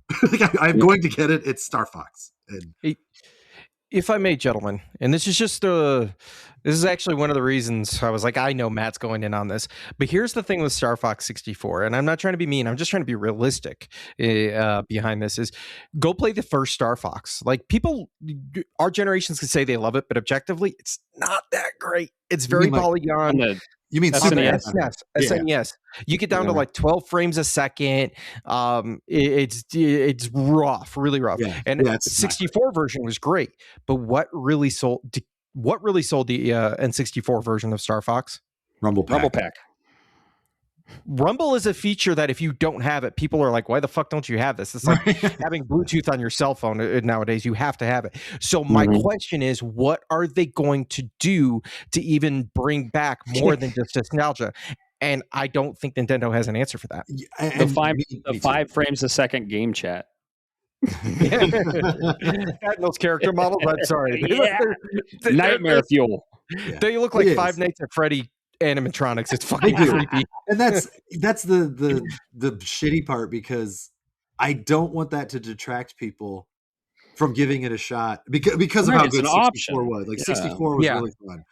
But that's as far as reviewers are concerned. That's what I mean from the reviewers. Yes. I'm going to play the fuck out of that game. You know I will. We're all going to play it. It's going to be great. Who gives a shit? I mean, that's kind of why I sort of checked out with half the reviewers. I mean, Diablo 4 expansion getting a 2.5 out of 10. Go fuck yourself. I'm saying that's not just because I drafted it. It's because I've actually played the goddamn thing. It's not a 2.5 out of 10. It's also not a 10 out of 10, but a 2.5 out of 10. Okay, like get bent. Do you know what I mean? That's just fuck you. So I could see that guy. Right? Or what was the first light review? It was like 6.5 out of 10. Was that the one that PC Gamer gave it? And it's too bright. He hates James Bond. Yeah, you should definitely play a James Bond game. You should definitely tell people what you think about it. That kind of shit makes me so sick and tired of the draft. Just fuck off. I bought it. I voted with my wallet. I thought it was fantastic. Yep. Me too. We all finished it. And we're gonna have a spoiler cast on it. Oh, we can say it. Fuck it. Yeah, why not?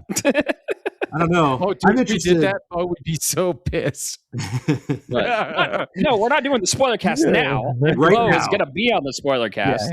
But 5 look forward hours. to a 007 5-hour First Light spoiler cast. Actually, with us. We should shoot for 7 hours. That's true. We're not doing that. I'm not doing that. Woo. Dude, what's our longest one? We had to break it up into 2 parts. The Game Awards one, I think it was Game Awards.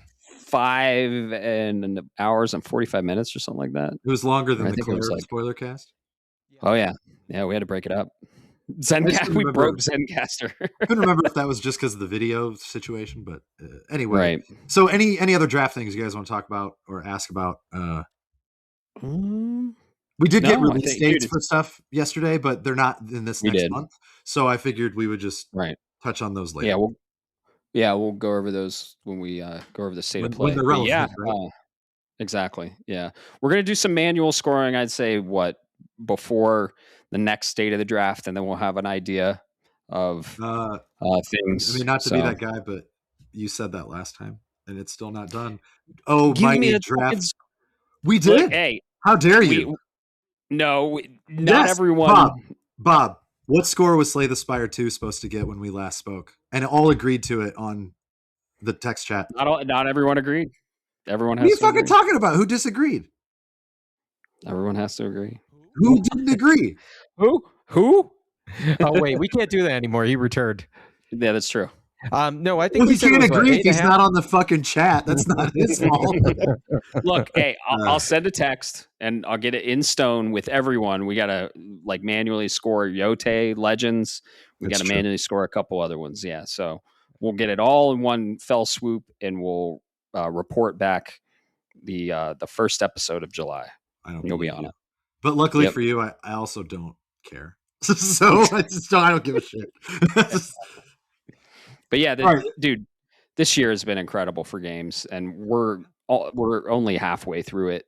And we have a stacked second half of games. We really do. It's fun. Yeah. We all bitched about April, but in a good way. It's like a good problem to have. That April was just insane. Have you seen September, everybody? September, October is just nuts again. So April 2.0, April 2026 2.0. I remember last year, September was stacked too, because we had an entire episode on it and we called it Wake Me Up When September Ends. Right. Yeah. So September, October, I think they're both going to be stacked. And I think it's the same exact reason of last year. Everyone is trying to get ahead of Grand Theft Auto 6 because it is inevitably releasing probably mid-November. God, I hope to God that the review, the embargo or the cutoff date for nominees for the Game Awards is like, I don't know, November 14th or something, and GTA releases November 15th. I hope to God. I will probably go to the Game Awards if GTA isn't nominated. So, because we all know it's just going to sweep because whatever. Because people are fucks. I mean, I'm sorry, but I mean, it could be the greatest thing ever. Maybe we'll see, but I don't think it will be based on merit. I think it will be based on the name, and that's where I get exactly. Yeah, and the clout and everything like that, and not. I do think not for the draft. Like I think this would be terrible for the draft, but I do think on a personal note, it would be really funny because all these games were like, early August, late August, early September, late September, early October. If GTA was just like September 14th. Just fucking right in the middle of all that shit. And like tomorrow or on Friday, if they announced it, I would laugh so hard because would be funny. I don't give a shit. I wouldn't affect my gaming at all, except that all these developers would probably be like, "Oh, panic!" and they delay and move their dates. And that would. Can we talk about like? There's a real possibility. Like, could you imagine them coming out Friday and be like, "Sorry, we delayed the game 3 times. Here as a special bonus to you." Yeah, I mean, it would be hilarious. Mass panic across the industry. I feel like the first thing that I would do if that happened would just go to Devolver Digital's Twitter page to see what they say, because they always have the most perfect thing to say. Mm-hmm. They'd probably release something like if GTA said September 14th, they'd probably be like, "Hey, this game comes out September 13th." They would just try to do it just to like troll the troll. And, did you see? Was that in the text group? Did you see that on Twitter? Yeah. Hilarious. This is hilarious. It's great. Amazing. Yeah. But nothing else with the draft. I think we're good. And thank you. Thank you. Love having you on. And congrats on a good month again, draft. Bob. I mean, you too, Matt. But Bob's Mina, that was excellent. Just excellent. Mina hit. Thank you. Yeah. We all thought it would, but damn. Yep. And congrats to Bo with that incredible pickup. I was hesitant because I mean Bob and I talked about it and it was like, is it going to be a port? Like they're not going to remake a PS4 game. Well, they fucking remade a PS4 game. So and just gorgeously. So I thought it was going to be a port. I thought about it, but man, that I think he's going to get 20 plus. I'm just really glad it's not The Last of Us Part 1 remade. We need one. We need another. We need a remake of The Last of Us. Yeah, Part 1. The Last of Us Part 2, Part 3. It's been about 3 months since the last. Yeah, we're due for a Last of Us remake. It's been forever. Right. Now the Rayman thing that really grinds my gears about the Rayman is because I knew it and I knew Bo was going to bet. So I said, you know what? I'm going to go like kind of low because I think it was like $4 or $5 or something, and he goes in 10. The idea was to get him to bid big and kill the draft money. And I was like, when the rumors hit, I'm like, okay, it's cool, but it's Ubisoft. I know it's Rayman, but at the end of the day, it's not going to be light the world on fire. And then we'll get into it here in a minute. I saw it in the state of the draft, and I fucking just wanted to flip the table at the state of play. I was like, bid money. I already blew all my bid money, almost all my bid money. I have like 25% left, but I blew it all on, I think, Castlevania, Ocarina of Time, Remake, and Star Fox. So hopefully I get a good return on those. But yeah, I'm not sitting too well on my fake bid money. It's all fake, everyone. Calm down. Wait, you're using fake money? Oh, I did want to say one other thing. I'm sorry. Bo got a little unlucky during the state of play yesterday. Tomb Raider got delayed to next year. Not delayed. They'd never officially announced that they did officially announce 2026. They officially announced a year, yeah. But it's coming out in February of 2027 now. To be fair, it looks great. We're probably going to talk about it in a minute. But because it got delayed, we were allowed what, three super drops? Super drops, yeah. Or three. Okay, so he had to punt that guy away. It's still on there because it can't go through until Saturday. But I bet he was probably bummed about that, even though Tomb Raider looks awesome. I'm very excited for Legacy of Atlantis myself. So whatever. I was only glad. I really wasn't glad for the draft. I mean, obviously, don't want all the points. But I was glad because I thought, when the fuck am I going to play it if it comes out in September? I thought for sure it was going to be another September release. So I was kind of glad that they just said, nope, we're going to be first for next year. We'll be early in the year. It'll be a nice February game, I think. So, but that was the only other thing. Yeah, it will. As far as draft is concerned. So, moving on. Yeah. Let's get into it. State of play. PlayStation. They did another state of play yesterday, 3 p.m. MST, and all the other times. EST, 5 p.m. It was for you, EST, and all the other time slots. But we knew this was going to be a good one. I mean, they did have it in theaters, but then come to think of it, it was all in Alamo draft houses, and PlayStation or Sony owns Alamo draft house. They're like, well, fuck it, might as well put it in there.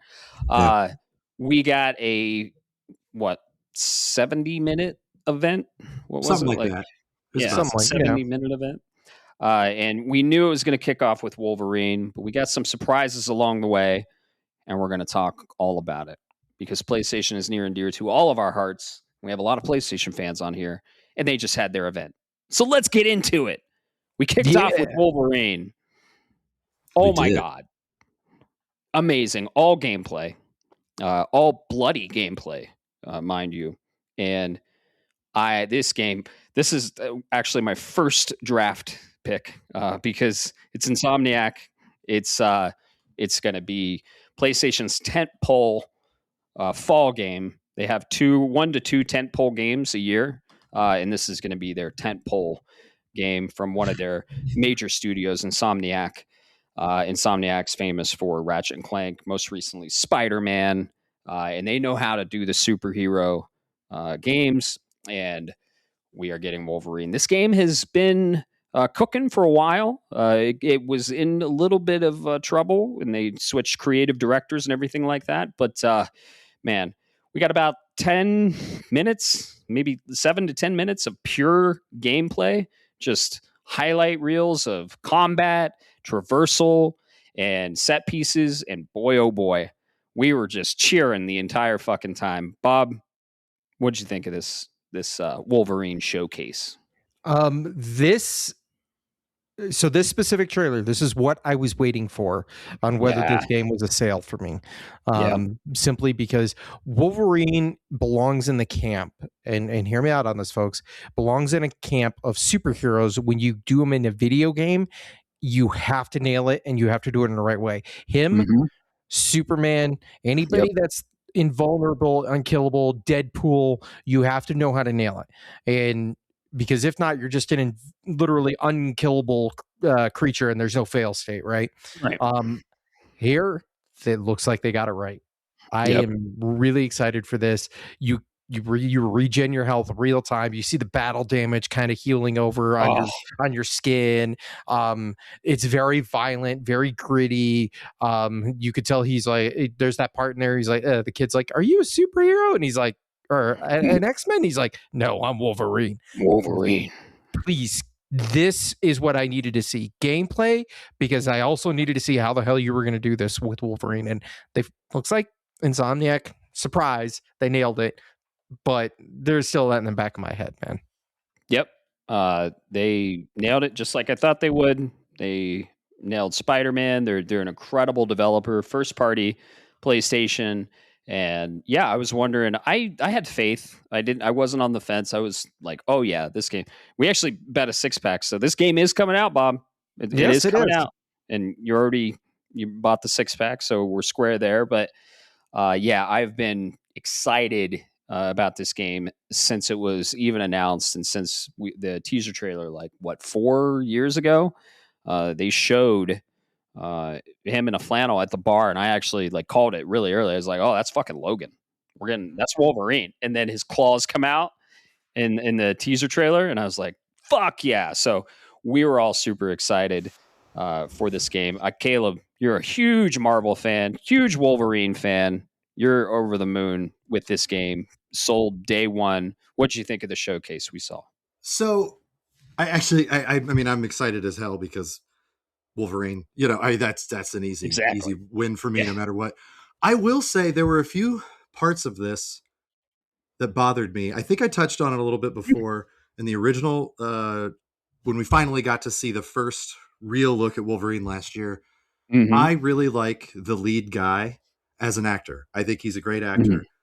I'm still not sold on him voicing Wolverine. There were some parts, some dialogue, and I think I might be too close to it as one of my absolute favorite Marvel characters ever.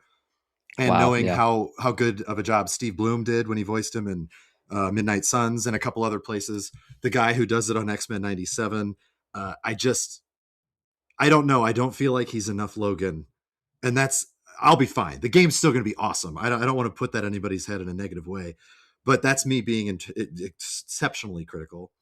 The other problem that I have is that they fucking spoiled the fact that Jean Grey was in it. I would have loved them to just not tell me, even if they left it. I mean, I'm not spoiling for people. It's on the marketing. It's marketing. So it's marketing. Point, yeah. But when they even hinted towards the redhead, when he finds the red hair and he's doing his mutant, as Wolverine has a really strong sense of smell, he can sniff things out. And he's like, redhead. He just says that. And that's all they needed to do. Just plant that little seed and let me experience this later. Because also I'd be wondering, is it Mystique? Is it Jean Grey? Mm-hmm. Is it Madeline Pryor? Is it there could have been so many options that they could have gone with. But then, 20 seconds later, she just fucking floats in. It's like, oh, hey, Jean, which is cool as a fan. But I'm also thinking, don't blow your load, man. Right. Insomniac does that. They do. And it drives me crazy because obviously people like my wife. She doesn't dislike Marvel. She doesn't care about it like I do. That's fair. If she was watching this trailer, I feel like that is not going to make her say, "Ooh, I need this now that Jean Grey's in it." So the game's not called Jean Grey. The game is called Wolverine. So I don't know. That's me being incredibly picky. I loved the visceral, bloody nature of it's Wolverine. That's very cool. What we need. I do think there were some other small things, and I do think part of it is because I was spoiled with First Light being incredibly cinematic. And what's the other game recently that's been very good on that front? Pragmata. Thank you. Where I thought some of the action sequences, while very fun looking to play, I don't want to use the word jank. That's not fair. I just thought this doesn't look quite finished. I realize it's not quite finished yet, but I don't know. I was hopeful that it would just sing 11 out of 10. And it was more like an 8.5 to 9 out of 10 for me. It was still very good, and I'm still very excited. I don't want to make that sound like I'm mad about it, but boy, I sat here and I thought, am I just in a grumpy ass mood, or is this not quite like the way Logan runs when he was after the dip debacle? No, the dip debacle was about a week and change ago. This was actually, I'll be honest with you. Yesterday was a pretty solid day. My parents, before they left, they took Lisa and me out for lunch. Lisa met us from her office. She snuck away for lunch and got along. It wasn't like my parents and I argued or anything. Rest of the day, I got to finish was it just yesterday that I finished James Bond? I think I platinumed it. It might have been yesterday because I finally had time to play again. And then I was ready for the state of play. I really, really enjoyed it. I really don't want to make it sound like I didn't. Why do you hate Wolverine? I know, right? It makes me sound like I do not love him. I think I am disappointed that there's not a collector's edition. At least not one announced. I thought that's fucking weird. And I was ready to get a big ass Wolverine statue with claws coming out. I would pay a stupid amount for that to be like the Venom and Spider-Man 2 one. Right. That's really cool. 19 inches of Venom. But yeah, I don't want to make it sound like I wasn't happy. I was very happy. I just thought, I think I've seen so many very polished games recently that I'm going to wait for that one to come out before I really judge it. I know I'm on board. I know I'm going to get it. It doesn't really matter. It's going to be fun to play. But they also, that was another thing when they fucking talked about, you're also going to see people like Mystique and Sabretooth, and they showed Leech, and I'm just thinking, shut the fuck up. I don't want to know all the things. That really was more of a marketing problem I had, though, than the trailer itself, like the gameplay trailer itself. It was cool to see it in action finally and know it's going to be fun. Some of those stunts when he throws the guy off the roof or whatever the hell that is, and jumps into him. He does this Wolverine claw dive. I didn't expect that. I thought he was just going to throw him, and I would still be like, well, that's brutal. Logan's brutal. But then we got that extra little fuck you in the air, and I was like, okay, yes, this is Wolverine. So they did understand that part of the assignment. They did. I'm really hoping for Liam, the voice actor, to really prove me wrong and be Wolverine instead of being himself reading lines that Wolverine would say. That's the thing I'm afraid of. And that's, again, super critical. I understand that, and I'm sorry. I'm sorry that I'm not just gushing over it 1,000% like I should be, but I'm still up there. I'm still up there. We're having the conversation about it. That's what it's all about. I'm excited for it, and I'm probably going to stay dark going forward from this point. I've seen enough, pre-ordered, day one! So, ready to go. Day one! Yeah, that's good. So, staying with Marvel, Caleb, I know you're excited for this announcement.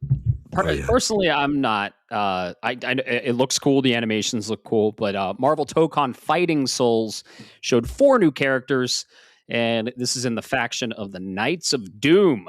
We got Dr. Doom himself. We got Magneto, which is awesome. We got Green Goblin, Spider-Man villain, and one of the coolest Spider-Man characters, Carnage. So they showed all these characters. Man, I got to say, I'll let you take it away because I know you're super excited, but the animation in this game is top tier, dude. Yes, what I saw was awesome. I'm not going to play it, but what'd you think? I mean, you could try it at my house sometime. If you don't have to pay for it, just come play it to see, oh, this is cool, not for you. I will before we get to It's not a Matt game. It's absolutely not a Matt game. No. I get that. But I will say the biggest surprise for me, because I had a feeling they were going to announce another team, because they've been doing it every couple of weeks, every month or so, which is great. A lot of the characters, as they're announced, I get very excited for at least one or two. I mean, it's hard. We knew that Dr. Doom was in this game from the get-go, and I thought, who are going to be the Doom villains? Who's going to be with him? That's a good question. Magneto is a bit of a surprise because Magneto is not always a straight-up villain. He's a cool character, anti-hero. So as far as the game is concerned, like, fuck yeah, absolutely, Magneto looks great. Green Goblin, also a good. I mean, Spider-Man's in the game, so having Green Goblin in the game, cool, very cool.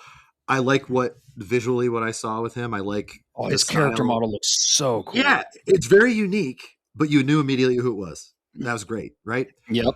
I will admit the biggest surprise that actually made me yell "shut the fuck up" was when Carnage. I did not expect Carnage to be in this game at all. Like even as a character in battle passes or yearly passes, whatever they decide to do, I'm so happy that Carnage not only is in the game. It's very cool. Yeah, especially also after seeing Green Goblin, I thought, okay, they got a Spider-Man guy. Nope, they got another one. It's Carnage, but he looks amazing. He looks like the Carnage that he deserves to be, and not just too toned down. I guess he looked violent as all shit and just angry, and the beautiful deep reds in the art style when they were showing it. I was pretty pretty chuffed about that, I would say. Yeah. I'm so excited for this game. I cannot wait for all the really, really talented Koreans to kick the shit out of me online. I don't even care. I'm going to play it. I'm going to lose, but I'm going to love every second of it because it just looks high octane, fast paced. I'm not that good at fighting games. I'm slightly above average. I've gotten the platinum in Mortal Kombat 11. I got the platinum in Street Fighter 6, but I'm not like a master rank, diamond rank, whatever the hell they're called rank. I'm just persistent enough and good enough to get there. Mm-hmm. But I don't care. This game is, I'm all over this shit. I think Bo's going to be playing it too. I don't know. Bob, do you really care that much about fighting games like this or not? I do. I just know my skill level. Right? Fighting games for me have always been take a massive bong hit and beat the ever living shit out of all my friends on a local fighting. Yeah. Like you put me in a bloody roar match, I guarantee you I'm beating everybody in our chat group. 100%, 9 times out of 10 times out of 10. Who's your main? Shh. No, I always had depended on the game. So but in Primal Fury I always played as and I don't remember the character names, but I always played as either the wolf or I played as the bad guy that was Leon, praying I think it is, or the bad guy that was the praying mantis, because you could dance around people really. His skill set was pretty bad. Yes, you could. What was do you remember? Was it a Velociraptor, the reddish, skinny dinosaur looking thing? I think it was. Yes, I remember that one. That was my guy. I don't remember his name at all, but I wasn't very good at it either. I mean, I just wasn't. But my fighting games were Soul Calibur and Smash Brothers. Yeah, Soul Calibur 2 specifically. Yeah. Dreamcast, baby. Gee, I wonder why. Right. Oh yeah, Link. Yeah. He was my main, and Keelik. Yeah, I should have guessed you would have done that. Yeah, surprise. Mina. Come at me, bro. What? Oh yeah, Mina and Taki. Yeah, I always played as Nightmare and Soul Calibur anyway. So the first two, Soul Edge and Soul Calibur 1 on the Dreamcast. It was Siegfried and then Nightmare. But Siegfried was my guy, and then I'm going to spoil the game. He turns into Nightmare at the end of the Soul Edge, and I was pissed because I was like, "No, you were supposed to be the knight who was good." But Sung Mina and Siegfried were the beginning, and Sung Mina was in every game that she was in. I was like, "Yep, that's my girl. She's so awesome." But anyway, you were saying, Bob. I'm sorry. No, you're good. I've been on the fence on this until I saw Carnage. I think I'm gonna have to get this at some point, even if I don't play online. Gotcha. I'll play with you. I'll play with you, Caleb. Like we'll do something. Yeah, we'll beat the shit out of each other. Sounds good. Yeah, fuck it. I saw Carnage and I was like, I was huge. I was a Venom main in Marvel vs. Capcom. Okay. So I saw it, and then I saw his animation and I saw his moveset, and I'm like, it's just Venom with extra steps. Like we know who Carnage is. Let's do this. Let's go. And finally, the more I see, the more I'm like, I'm so fucking glad I got this in the draft. Oh yeah, it's a great pickup or a great draft. It's gonna hit. I mean, Arc System Works. Those guys are they're just so good. It is them, right? Am I just making that? Yeah, it is Arc System Works. Yeah, it is. It's basically a first party game without being first party. Yeah. Oh yeah, very heavily promoted and advertised by PlayStation.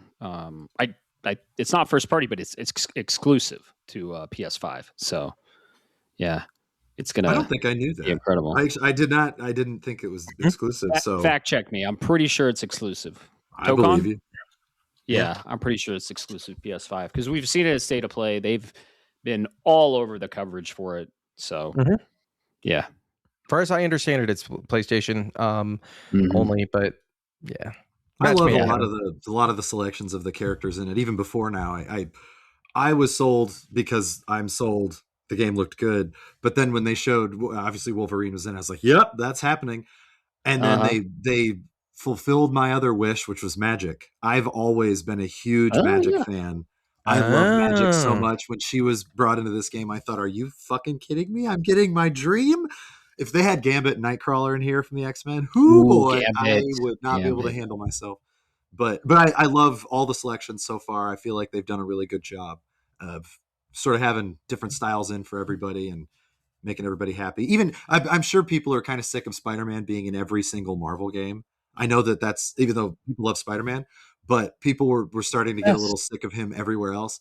In this game, I don't care. He looks great. And now he's got Carnage and Green Goblin to deal with. So that's that's cool.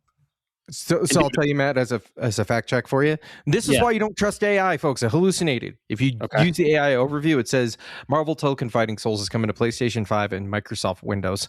How vague? PC. But if you go to Best Buy's website, I don't see any Xbox. It's all PlayStation. Right. So I'd have to go back and double check on Steam. But I'm pretty sure this is essentially a first party game.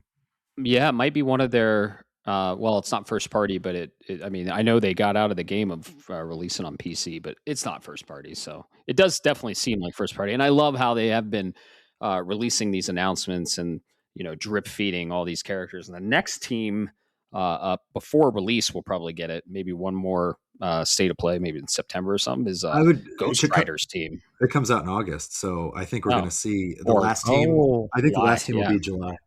I am wrong, gentlemen. It is available on Steam as well. Okay. Oh, all right. That's cool. So it is PC.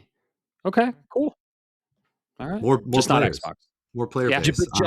That's the distinction. Not just not Xbox. So you can't get the Game Pass money off of it. Right. Yep. So this looks cool. It's not my type of game. I'm not gonna get it, but I would love to watch because the animations are gorgeous. And everything I've seen, love the characters in it. I'm a huge Marvel fan, so it intrigues me, but it's definitely not my type of game. And in August, man, I'm all over Beast of Reincarnation. So, yeah, because this release is pretty close to it, doesn't it?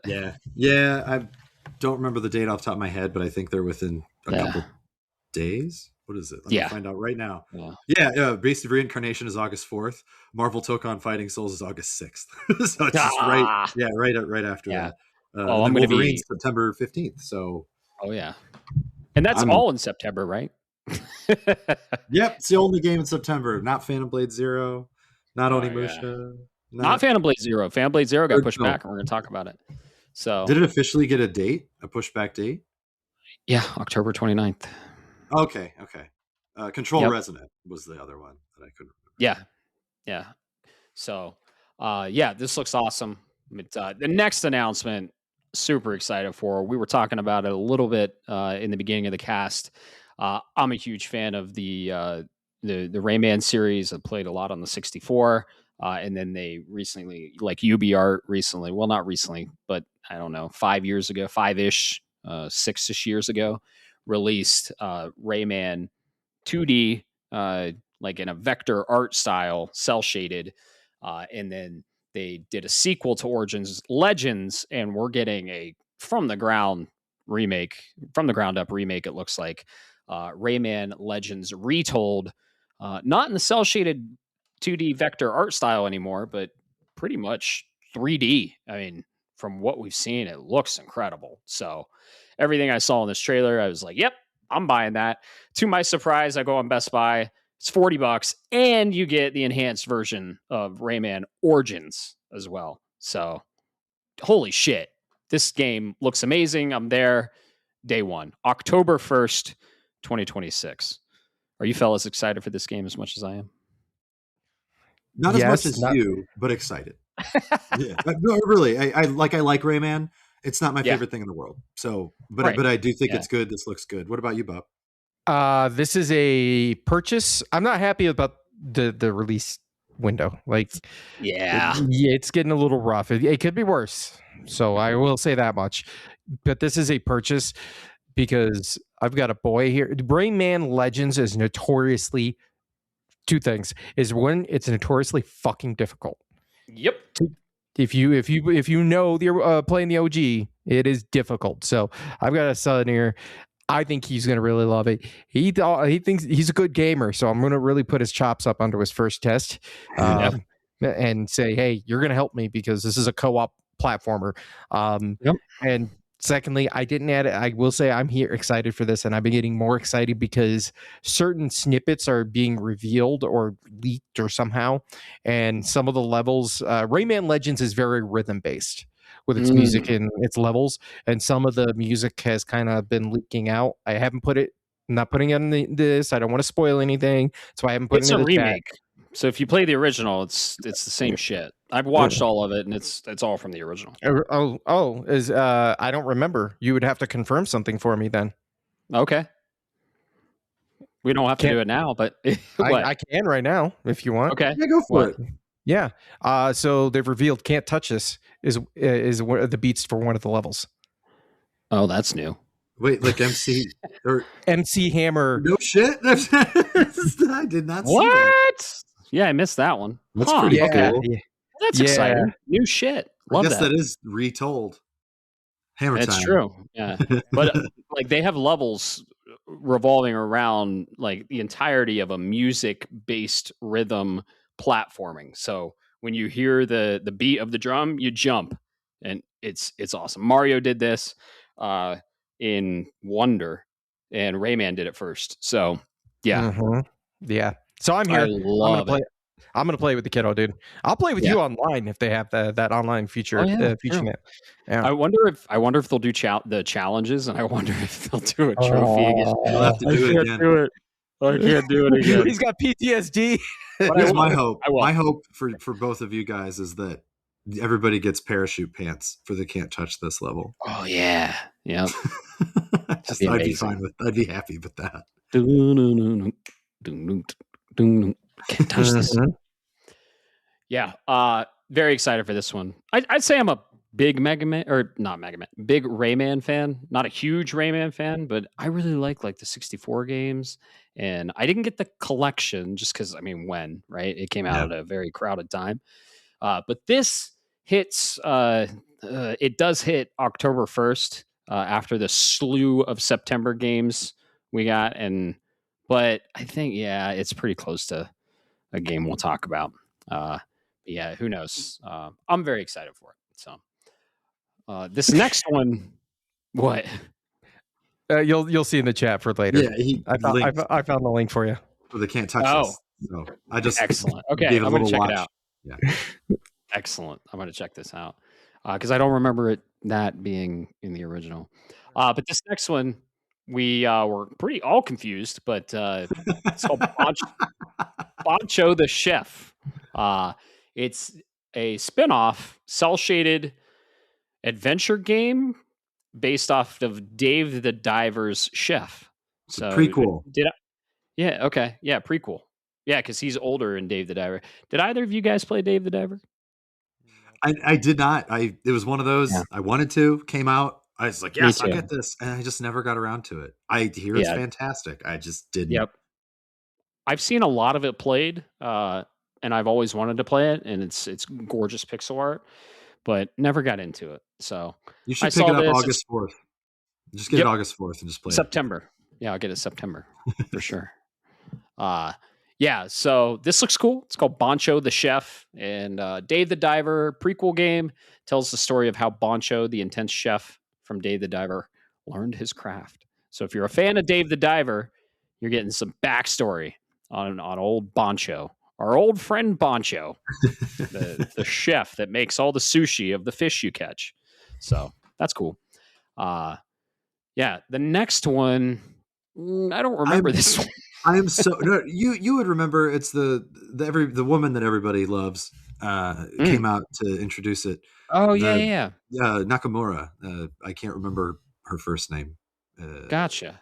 But Ikumi Nakamura. Yeah, she. Yeah. I was so curious what you guys thought about this. We didn't talk about it at all before. Mm-hmm. Well, we didn't. You guys may have because you watched the State of Play together. But go ahead and introduce it. I cannot wait to hear what you thought of this game.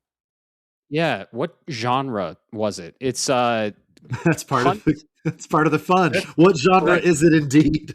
Yeah, because it looks like an arena shooter, like MOBA ish. I don't know, but it's like up to 3-player co-op doing yokai hunting shit. That sounds cool. I played Neo. I'm good. It sounds cool, but it also continue. Say what it's called. We'll go to it. In a second. It is called Kamuri, Hunt the Unseen, which comes from the Evil Within artist Akumi Nakamura. It's heading to PlayStation 5 in 2027. We got a year. And the first gameplay is basically just characters zipping around a city and battling paranormal creatures. So I was pretty... I remember this one. I was pretty checked out on it. I was like, not my style. I thought it was Break-In or Breakout or whatever the fuck they're going to call it. Their games. So I was pretty checked out on this. Not for me. What'd you guys think? Looks what about you, Bob? I like the concept. What did you think of Kemity? Yeah. I got a feeling you want me to go. I had a feeling you're going to want me to go first there, Caleb. You got something to say. I can hear it in your head. I do. It's that thought just kind of like bouncing around. Ding, ding, ding. I can see it in your head. No, I got to see more on this. It's got very unique arts. It shows me cool things I like. You got a unique art style. You got some good music. You got an action oriented gameplay. It's like everything's kind of there, but there's that little multiplayer string that's kind of dangling, and I'm like, okay, you can do single player, but is this a multiplayer game that has single player optionality? And you know how that is. If you build a game that's kind of meant to play as Borderlands is a good example of that. It's meant to be played with other people versus by yourself, right? If that's the case, I'm a little sad. But up until then, I'm like, I may play this if it hits a sale. Yeah, I very, very much like you. That was kind of my original thought. And like Matt, I was a little checked out. I really like her. I think she's a lot of fun. I think she's a great character when she's on screen and she's happy and upbeat and everything. My biggest problem with this game, weirdly, was not the multiplayer. It was the confusion as to what am I supposed to even do? It seemed like the visuals were outstanding as a still art form. You take a screenshot, you take a screen grab of that game. Oh, wow, look at this is packed full of just cool shit. But when it was in motion, it was a fucking mess for me. My eyes didn't know where to look. I didn't know what the game was, really. I mean, they did the Fox View thing that was a cool idea, but again, I need more than just a neat idea that doesn't really say anything to me. It's weird because I do get upset when games show too much. I very clearly talked about that with Wolverine earlier. But there is a thing as not telling me anything about the game. If it's a new IP and it's a new style, I need to know why am I playing it? What is the point of this game? And it's, you're hunting yokai. Okay, but is it hunting yokai Ninja Gaiden style, Neo style? Is it hunting yokai in rhythm format? No, this is somebody spilled a shitload of colorful ink and just drew a bunch of flashy nonsense. I might be way too harsh on it because I really like the art, again, in still form, but in movement, I just thought it was like too much. It was sensory overload. It's pretty spastic. It was very spastic. And that doesn't mean it's a bad thing. It could be great. Maybe they just didn't clip together the best stuff to sell it to me. But then, of course, when they added the multiplayer aspect, I thought, okay, maybe that's cool, but why though? Was very much why when I saw this game, and I felt kind of bad because I could tell a lot of work went into it, and there is some cool stuff there, but it seems like it's less than the sum of its parts instead of greater than the sum of its parts. That's kind of my issue with Kemuri, but time will tell. It's they don't have a release date, just a release year, so maybe we'll see it again in the future. Game Awards. Maybe they'll have like a gameplay trailer or even a show with it. Now it'll be the biggest announcement, and they're going to change the name to Kemuri. Kemuri High Guard 2. High Guard Needus. Yeah. Kemuri da. I don't know. It's just giving me Genshin, Zenless Zone, Wuthering Waves, insert other gotcha game here vibes. So, yeah. I did like the class list when they said, I don't remember them now, but one was a shaman, one was a swordsman, and I thought, I actually thought of the three of us. I was like, well, I know which Bob would be, and I know which Matt would be, and I'd do the other one. So, but do I care about this game? I don't think I do. Yeah. Like you said, I need to see more. So, and I wonder if it's free to play. Like I need to know more on this game to, pass more judgment, but I need more. I just have a feeling Yeah, need more deets. I just have a feeling it's not going to be for me. So Yeah. but who knows? Yeah. I gave it the old chance when I was watching it, and I Sure. kind of checked out because I thought this is Right. something about it just did not capture me at all. So if Yep. it looked cool to you, listeners, can you please, like, honestly, could you just Let us know. you tell me why? What you like? I will watch the trailer again. I will see it again and give it another chance, a fair shake. I would like to be sold on it because I do like her as a dev and an artist. I think she's neat. So let us know. Let's have a conversation about it. That's what we do. This next game I'm not checked out on though.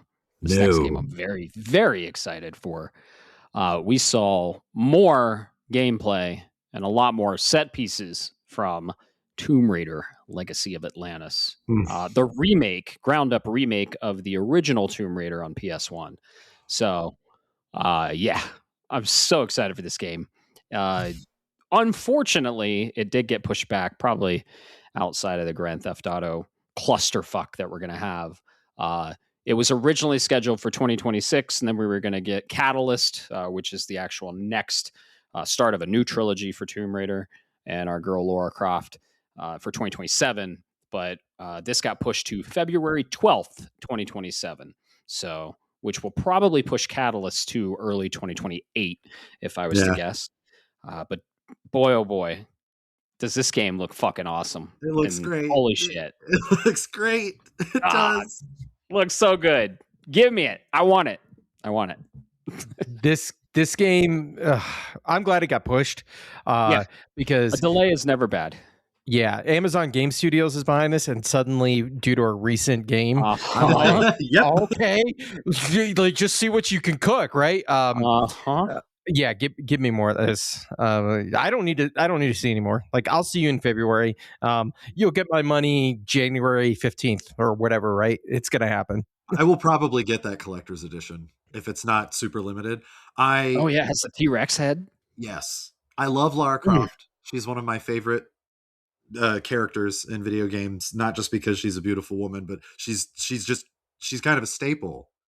Growing up, when she was introduced, she was so cool. Even as a polygon, she was so cool. You guys can't see this behind me, but you were here. I have the Tomb Raider trilogy. The Tomb Raider trilogy when Crystal Dynamics was under Square. Fantastic. I loved it. I loved all of them. I really did. I got all the collector's things that were associated with Rise and Shadow, and so this one, yes, please. And they didn't announce a price for it. They did not announce a pre-order date for it, but and I haven't been doing that many collector's editions lately. It's been Final Fantasy and Dragon Quest and the Marvel stuff that I really like. So Lara Croft and Resident Evil are the only other ones that I really do. That one is absolutely happening. Unless it's like $7,000, but right. I don't think it looks cool. I usually don't do collector's editions either, but new place, new office, new space. I got a new shelf, and my boy Edward Kenway is going to go on that shelf because I got the collector's edition of Assassin's Creed Black Flag Recent. Yeah, you deserve the collector's edition of that one. That's it's like in my top 5 favorite games of all time. And the last collector's edition I got was back in 2024, Final Fantasy Rebirth. We got 18 inches of old Sephi, which was an incredible collector's. I almost got Final Fantasy 15, but E3 was too small, but very detailed. 16, but I got you. 16, yes, sorry, yeah. I looked for you, gentlemen, because you mentioned the price. Yeah, it's not live, but it's posted to Best Buy. 50? No, the collector's edition. Oh, for Tomb Raider. It's posted there. You can pre-order it. It is posted. You can't pre-order it. It says coming soon, but it is live and it shows $200. Oh, okay. Okay, done. Done. So that's no hesitation. How big is the statue? Because I know it's Laura jumping away from the T-Rex's mouth, which is trying to eat her. That's what I'm trying to get off of this. It just says Lara Croft versus the T-Rex statue. You're hearing it first on Shapes of Gaming. The signet pin and the collector's box and all that, but the statue is 100% there. It doesn't. I'd have to go look into it, but it doesn't actually say with it. So I don't know. Huh. Just this looks awesome. Come to me, Lara. That's cheaper than I actually would have expected based on the image we saw of what it all includes. I am Yeah. more than happy to do that. That's fine. Yeah. Like you said, Laura's a staple, and she's like one of the most badass protagonists in gaming, like in a very big female lead character, like one of the most famous. So, yeah.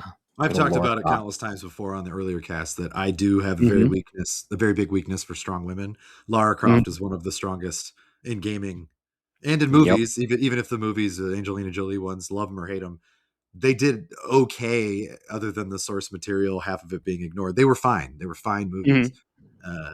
I just think I'm so glad. I was really nervous when Square was selling Crystal Dynamics. I thought, you guys fucking had it. They're so Right. good at when they made them, and the fact that they sold the entire studio essentially, and the studio was like, actually, we're fine. Somebody else bought us. We're all staying Yeah. together. I was like, okay, fuck it, Square, you fucked up, and you're gonna see when it comes out. You should have let them do it, but I don't care. I'm Yep. so happy that it looks great. I'm so happy that Looks we are incredible. getting more Lara Croft, and even if it is the original that we grew up on in the first one. I love this direction they're going, because I mean they recently kind of remade the originals, the first 6, I believe, right?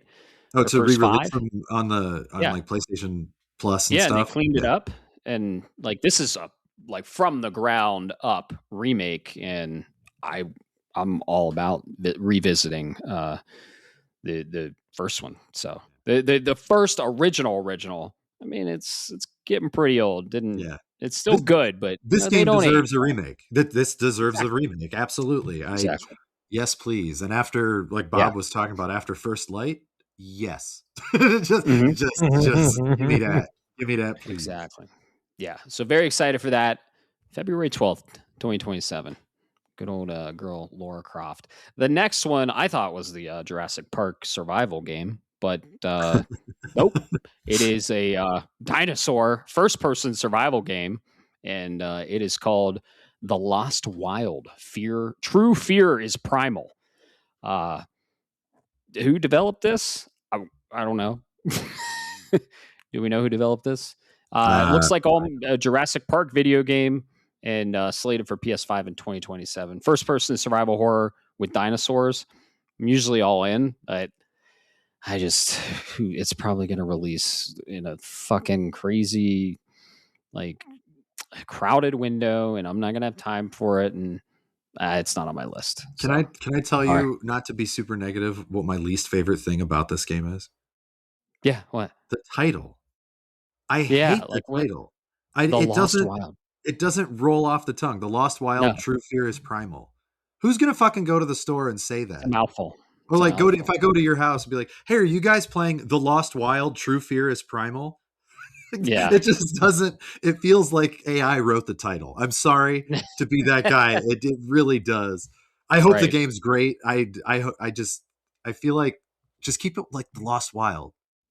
Or exactly. You can't call it Primal Fear, but I don't know. Something. Fear is primal. Fear is primal. Just like drop the true.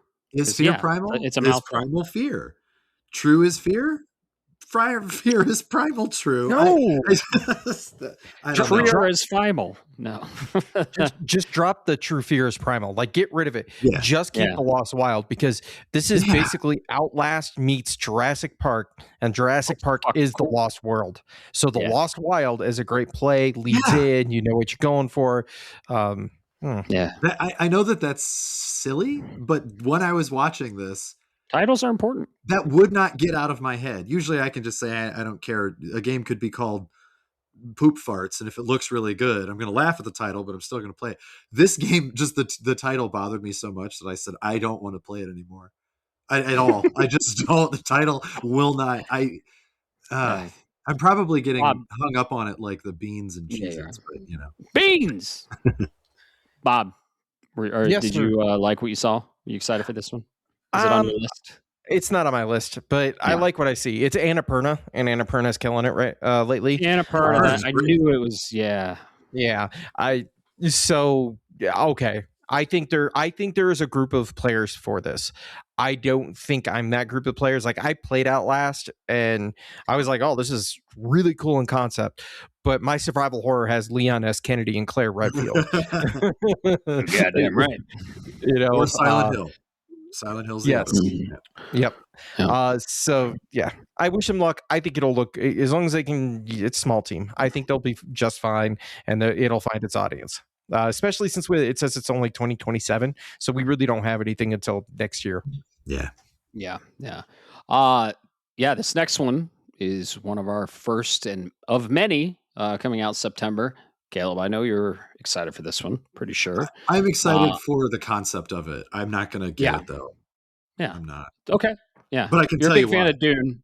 Oh yeah, you're a big fan of Dune. It's called Dune Awakening, a survival game, and it will be hitting PS5 on September 22nd.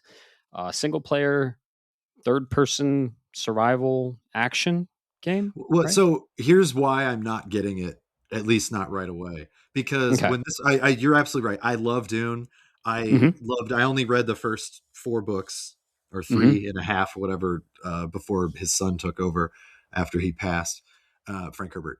But I love the movies. The original with Kyle MacLachlan, my original at least. I don't think there was one before that. I love the newer ones. I do have to give props to Timothée Chalamet, but Rebecca Ferguson's on my top 5 ladies that, hey, how you doing? I love her very much, and my wife knows that I'm not being a super creep. She knows Rebecca Ferguson does it for me, but no, the movie's very, very they're well done. Denis Villeneuve, the director, awesome. Just he knows what's up. I should be over the moons of Arrakis for this game. It came out on PC, and it was like an MMO essentially. That again, in theory and in concept, awesome. I do not fucking have time for that. I don't even have time for Crimson John Desert and Diablo 4 to really dive in like I used to. I mean, I have been playing a lot of them, but this game, I thought, there's no way I'm not doing an MMO. If I did an MMO, it'd be Final Fantasy 14. I'm not doing this again. But I was really happy for Dune fans, and I was hoping that they'd come up with some cool stuff. Mechanically, it looks solid. I don't actually know how the PC version was received. I've never looked into it because I didn't want to be told it was the best thing ever. I would then feel more obligated to do it. One thing that I will say about this, getting a console port, that's great. More player base, the better. That's fantastic. My biggest problem with the PC version was it seemed like there was not really a single player option. This PC or PS5 version has a new single player mode. That was the most intriguing part to me when I saw it yesterday. I thought, oh, fuck. Do I have to get this because of the single player? Right now, the answer is no. They have a few months to win me over if it turns out that the single player is enough to justify a full-on purchase and I can ignore the MMO mechanics. I know that seems like a waste because I don't want to shit on the devs. I don't want to not do something that they put their work into. But I am much more inclined to play a single-player version of this than an MMO version. And that's just because I'm an old man. It really is. The time. It's not that I'm not good at them. I don't care. But I do love the world. I love everything about it. I do. I really think that this is a good get for PlayStation 5 Dune fans. But the MMO stuff, it's just not for me. Right. I can't. What about you, Bob? You said MMO, single player adaptation into MMO. Like, I'm a Guild Wars OG, addicted kind of thing. I get it, but I can't do it anymore. It's the time commitment. So you know what?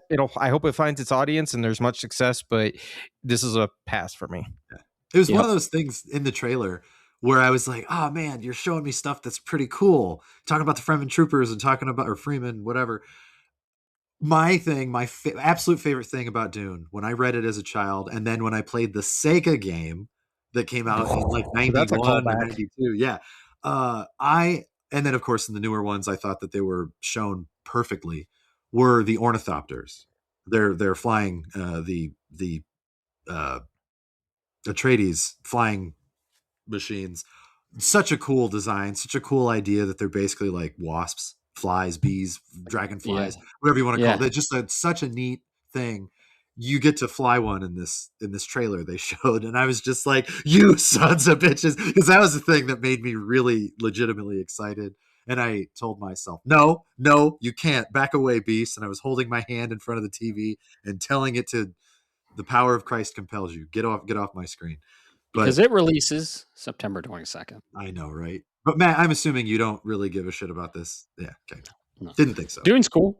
The first movie's cool. Haven't seen the second one. Need to watch it. Oh my God, you haven't seen the second one? I know. I need to watch it. I just Please do. I didn't think they I were need going to be to. able to pull it off. I will just tell Yeah. you, as a huge Dune fan, they pulled it off. I loved it, and I'm it's so on my excited list. for part 3. Yeah. I want to watch part 2 and then watch part 3 in the theater when it releases. So part of Dune. Yeah, I just exactly. So yeah, I'm not into this. But this next game, okay, we're all into. Oh yeah, fuck. But I have thoughts on it, not because of the game, but I'll go into them. Onimusha: Way of the Sword launches September 25th. Oh, and they showed us a new trailer. This looks amazing. I would be all in, except I'm not, because it is on my list. It's on my list. I have tiers of interest, right? If it's all the way from like big eye roll to holy shit day one, right? It's like big eye roll or intrigued, interested, maybe, but not on the list, or okay, no, it goes on the list, but maybe not day one, or day one dropping everything for this game. This is on the list, but not day one. And it's because of another game that we're going to be talking about. And it's unfortunately one day after. And there is and then after that is Rayman, right? So it's just in a very bad place. And it's the same for this next game we're going to be talking about. I have never played any of the Onimusha games. I know I should, but it's one of those like, am I gonna really get everything out of this that I should be, because I haven't played the Onimusha games. I will get this game eventually at some point, but it's releasing at the worst time. And you could, as a huge Onimusha fan, you could say the other games are releasing at a worse time. But I'm just a bigger fan of the game releasing a day before Onimusha. So I will not, unfortunately, be pre-ordering or buying this game day one, but it is staying on my list. Matt, you need to control yourself. I know, I do. I just don't resonate with this game, It's just I do. I fucking love Onimusha. I love it so much. Yes. And nothing against Onimusha. This game looks amazing. And I still might pick it up shortly after. I just can't on day one. I'm very interested, very intrigued. It made it all the way to my list, but you're super excited. Dude, but I feel you, because I'm in the same boat. Yeah, the day before. Exactly. I'm just as excited. That game looks so good. I love everything about the day before game, Control Resonant. I'm just going to say it finally, officially. But Onimusha is Capcom game, and Capcom has been just home run after home run after home run. They haven't missed. Caleb's fucking dealing with April 2.0 in September of this year, because there's something basically every week, or in this case, 2 times that week.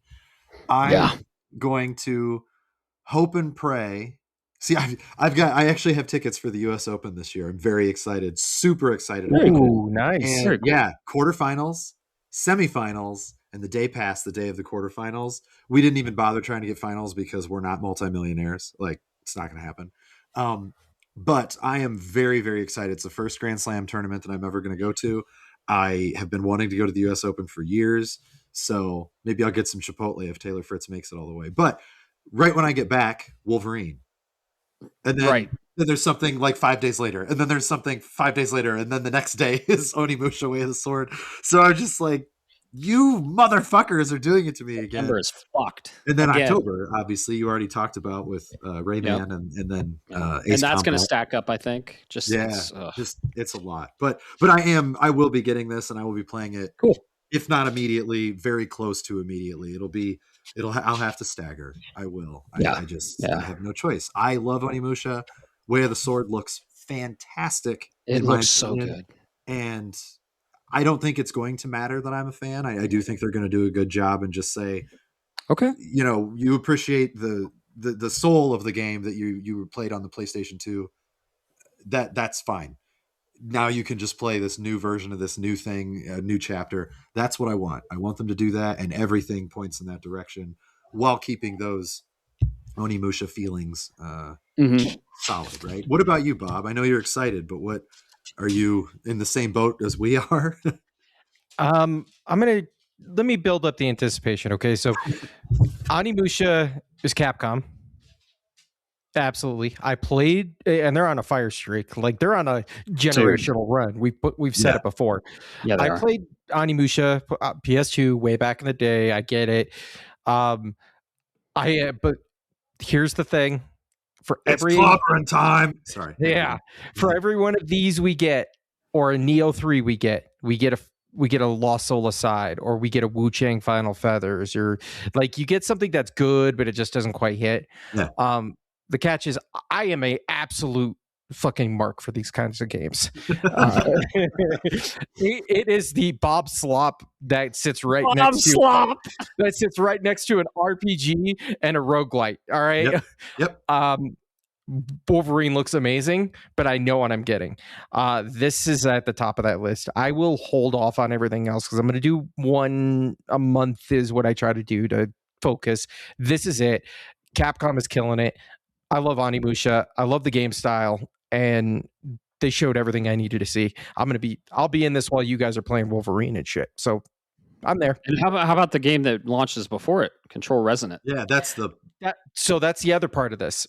On the decision making, I really loved the original Control. Like I play Controlled Ultimate Edition because it came on wow, I almost said Game Pass. Shame. Oh my god! I got you. Shame. Yeah. Shame. Still have that on the soundboard. Shame. Worth the credit. Well, I know. Anyways. I know why he said it. I know why he said Game Pass. It's because he just said Bob Slop. No, So, just kidding. Sorry, Xbox fans. I'm just shitting on you because it's fun. I'm glad that you guys are releasing stuff. It's great. Yeah, the point is, I think from my standpoint, Remedy's amazing, but I think when I'm playing an Alan Wake game and not a Control game, that's when I see Remedy really sing. What? I really... Okay. Let's save your thoughts for when we talk about Control. Yeah, that's what I'm saying. So at the end of the day, Onimusha takes the cake because of that. Okay, all right, cool. Okay, that'll be good for the cast. You'll be playing Onimusha. I'll be playing Control Resonant for sure. Day one, 100%. I'll be playing John Desert. Yeah. It just fucking never ends. They keep adding new shit. Like 150 hours in with 4% on your trophies. Yeah, fucking crazy. It's funny. How many hours into that are you? I actually don't even know. I really don't. Yeah. But I know, I do know that the trophies that I've gotten so far are like for mastering a weapon. It's not, you do all these things. Right. I didn't even know that was the thing until I got it. Right. I don't know all of them, but I'm assuming it's just do everything in the game. Right. At this point, which is nuts. I heard it's like a 400-hour plat. By the end of the decade. I'll work on it slowly over time. Onimusha Way of the Sword launches September 25th. Looks incredible. I know we have a lot of listeners very excited for it. Bo is super excited for it. Yeah. He's a huge Onimusha fan. It's just bad timing, guys. It's on my list. I don't have it pre-ordered. It won't be day one, but it'll stay on my list. And sometimes games are like that. And if I don't have anything to play, I'll be like, what's on my list? That hasn't happened in the last 5 fucking years. Okay? There's been so much good shit. But yeah, I think it's going to do great. Capcom's on a big streak, and I think it's going to be great. The next game, Konami, guess when it releases? Silent Hill Townfall. September 24th. The same exact fucking day as Control Resonant. One day before Onimusha. Silent Hill Townfall. Looks awesome. Survival horror. Silent Hill. The setting, if you will. But it's first person. which kind of turns me off a little bit. Unfortunately, I like my third person survival horror, but very intriguing. Looks really good. Looks scary. Again, this one didn't even make the list. Sorry. It's unfortunate because Silent I Hill know, is, it is is. great. And I know Bo's a It big is, Silent yeah. Hill fan too. So Yes. he's probably Yeah, like, what the right? fuck am I going to do? And I'm sure Carrie's going to be all up on this, right? She loves Silent yeah. Hill. So Oh, yeah. I don't know that she cares about Onimusha or maybe Wolverine. I don't know. But Yeah. I'm between the thing that is surprising to me, Control Resonant. I don't know that it's going to be as creepy horror-y as Control was. You know, there was that feeling. It wasn't quite survival horror, but it just had that Right. trippy, weird I'd have stuff. more of a power trip this time, though. Yeah, and Yeah. maybe that's not a I was getting problem. prototype vibes and like Infamous vibes. Yeah. But I do want that story, that underlying story, to be just like, the fuck is this? Just like kind of weird Exactly. and unsettling. But just having this released the same day as Silent Hill Townfall, I thought horror and potential weird horror. How do you Right. choose? And it's definitely going to be the type of gameplay Exactly. instead of the narrative stuff. So Exactly. we eating good, man. Too good. Oh, dude.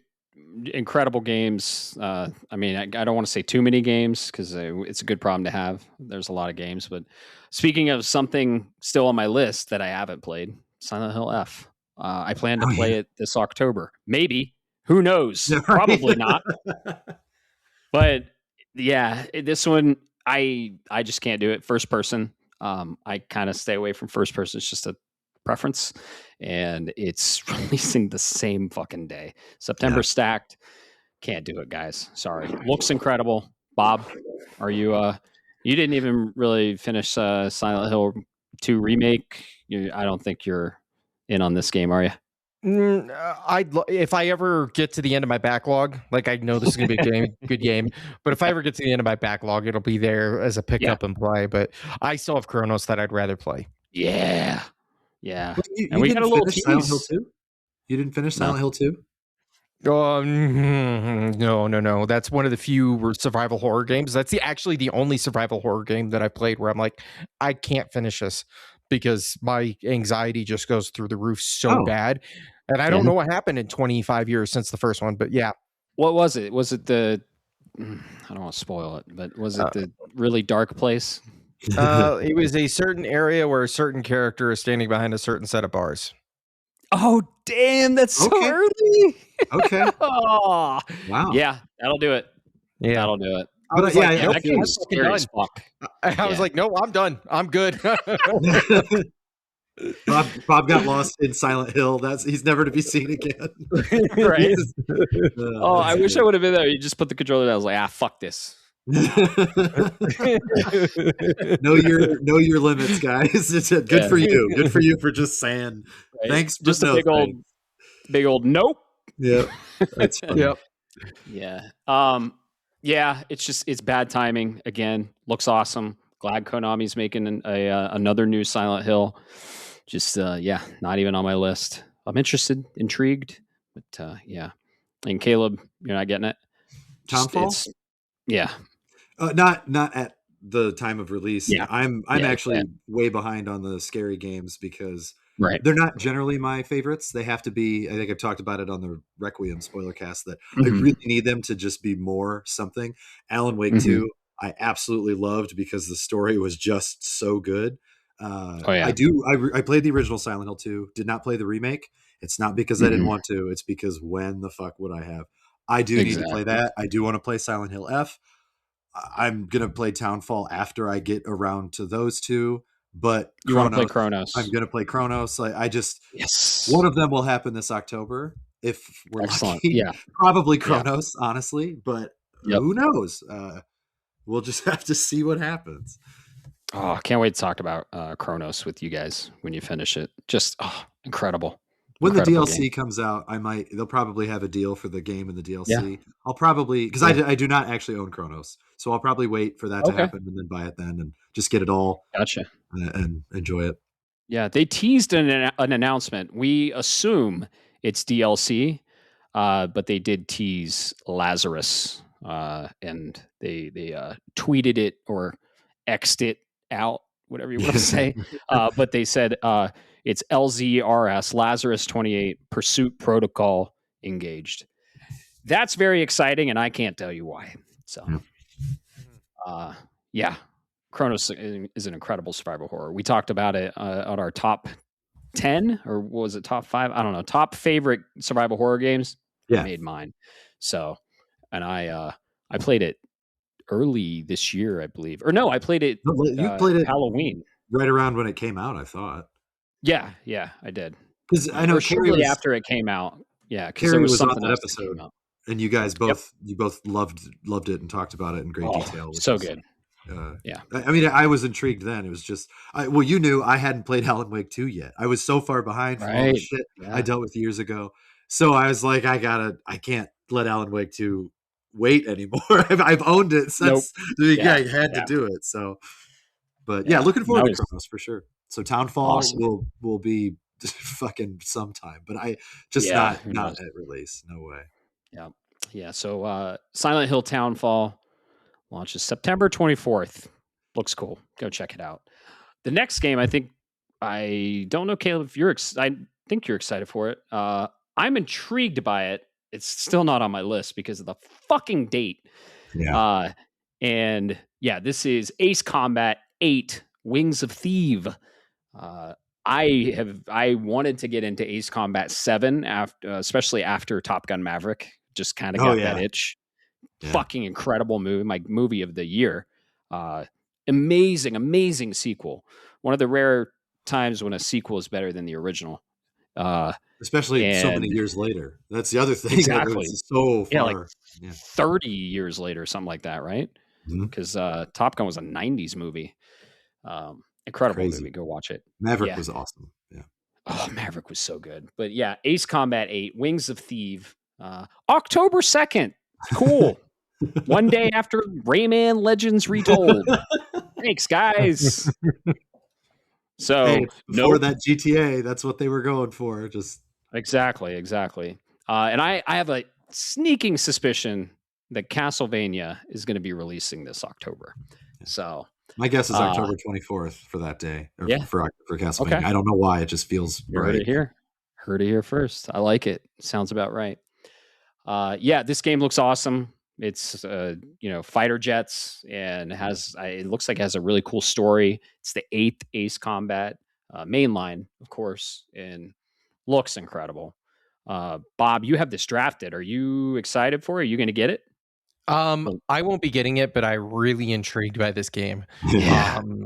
There's something about it. And it just, the more I see, the more I'm like, yay. So glad I got this one in the draft because that PS5 Pro on OLED, you put on some headphones and like crank up some Kenny Loggins and fuck, let's go.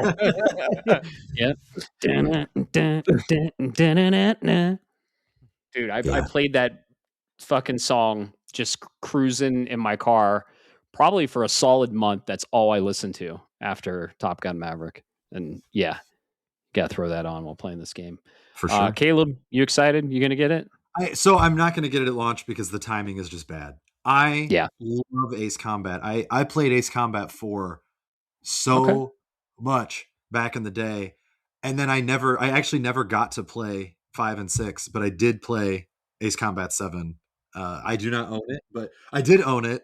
And then one of my oldest friend, my longest term friend since we were 5 years old, doesn't really play that many video games, but he was going through some shit.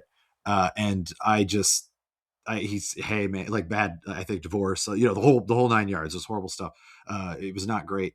And he was sort of looking for something to make himself feel better. And he said, I'm going to get a PS4. I'm going to PS4. I don't really play anything. What should I get? And he loves sports games. That's his thing. But he and I used to play Ace Combat together all the time. And nice. I got him turned on to that. I just gave him my copy that I hadn't even opened yet of Ace Combat 7. I said, just take it. He played the absolute shit out of it. I'd go over to his house. We would just take awesome. It was really fun. I had a great time with 7. I just never played it on my account, so there's no proof that I did. Wings of Thieves looks incredibly fun. It looks really, really fun. big chance that I get it eventually, but again, like you said, the release timing is just bad. I am very hopeful that the game does well. I hope it sells well. I hope it scores well. I hope it's well received. That's all I really care about. But come on, guys, it's just damn it. Also, it's awesome, starting to. We're awesome just that in the beginning of it. Includes the other game, the game that I named. That's I'm forgetting. It's a free pack-in with it, digital pack-in with it. I don't know why the name is me, but the PS2 one. Yeah, it's great. This is a good get for people if they want to just see a little bit more of the roots. But quick correction, I didn't mean October 24th for Castlevania. I meant the 23rd, the Friday. Friday the 23rd is my actual guess, but not related to Ace Combat at all. Gotcha. I kind of wish that there was literally nothing coming out, because I would pick up Ace Combat if that was the case. I love fighter jets. I've always wanted to be. If I had to do military, I wanted to be a pilot, a fighter jet pilot. I thought that would be super cool. These games do such a great job just letting you sort of live out that fantasy, and I'm really hopeful that 8 sticks the land. It looks like it's going to. I would have moved to Colorado for it, because we have the Air Force Academy here. Yeah. Everyone that gets trained to be a fighter jet pilot is basically like 30 minutes up north. The one major problem with that is that I'm a chicken shit coward. So, I mean, if I had to, I would absolutely do that. But dude, you know what? It's not important. Okay. What?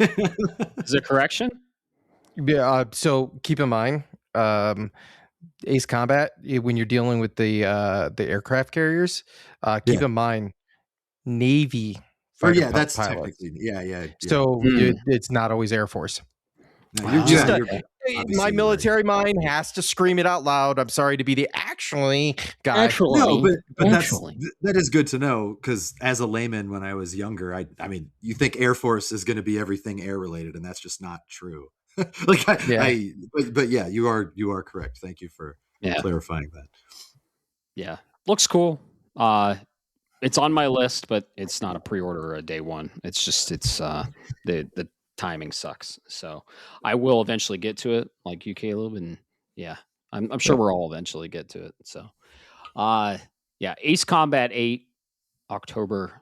Ace Combat 8, Wings of Thieves, October 2nd. So if you like fighter jets, go check out that trailer. It looks incredible. I mean, just the cloud engine and the shit they're doing is awesome. The next one, also not interested in. I know, Caleb, you're probably not interested either. Bob, you're interested in it, though. Yeah. Marathon is getting season 2. Nightfall, when I heard this fucking name, I chuckled, because I'm a huge Destiny fan. And Nightfall is the actual, like, activities you can do, little mini dungeons. But yeah, the Marathon season 2 kicks off yesterday, June 2nd. So to June 9th, or sorry, no, it kicks off. When does this release? Because they have everyone to play. You can play for free June 2nd to June 9th to kind of build up to this release. I think it's simultaneous. So so the season 2 started yesterday, and they're giving people free to play between now and the 9th as an onboarding. Give them a hit for free, so they get addicted. So I played the open beta or the early version of Marathon. It was great, just not my style. So I'm not interested in this. And I would like to take this moment to talk about the huge thing going on the internet right now, which is a big push for Destiny 3. And unfortunately for Marathon, they're in the crosshairs. And a lot of Bungie fans, a lot of fans of Destiny 3, there's a petition out there to bring Destiny 3 instead of like focusing on Marathon. Why not both, right? But the Destiny players are like, oh, Destiny's dying. We talked about it on episode 53. And they're kind of placing the blame and putting their crosshairs on Marathon. So a lot of players are boycotting Marathon, which I don't think is the best thing to do. Why can't Bungie just do both? There's a petition out there, I think 350,000 signatures on it, that Bungie should do Destiny 3. So, but here, okay. Bob, you are obviously closer to Marathon, So if you want to talk about Marathon before, or if you want me to comment on this Destiny petition thing now, How do we want to do it? Yeah, what do you want to do? Because I mean, I got thoughts on both. So Yeah. all right, the quick thing from me from the Destiny 3 crowd, because I have to say, obviously, I played Destiny 1, I played Destiny 2. They were both a lot of fun. I put a lot of time into it. You played a lot of it, yeah. I didn't play all of it. Like, I didn't do the last bit that you did. Did you do the final shape? I did not do the final shape. Oh my God. And I was in it for the story. I was in it for the gameplay. I was in it for all the things. I probably should just watch all the final shape stuff at this point because you I'm should. not going to. It's the end game. Yeah, and it's something that I genuinely care about. But yeah. While I don't have the same skin in the game as the people that their whole lives are Destiny, I do understand where they're coming from a passion standpoint. I do get it. However, do you fucking internet people think that Bungie can just make Destiny 3 in like a week? I know. You think if you sign this petition, they're going to be like, you know what? We're shutting down Marathon right now. Destiny 3 is coming in August. Like, what do you fucking honestly think? And I know I don't want to attack you if you are one of these people. I really don't. Because let me look up the petition because I think it's just to see if it can be in the conversation. But I mean, Matt, when you say why can't they do both, that they probably could with enough funding, right. But that's the problem. It's expensive to do this shit and time consuming.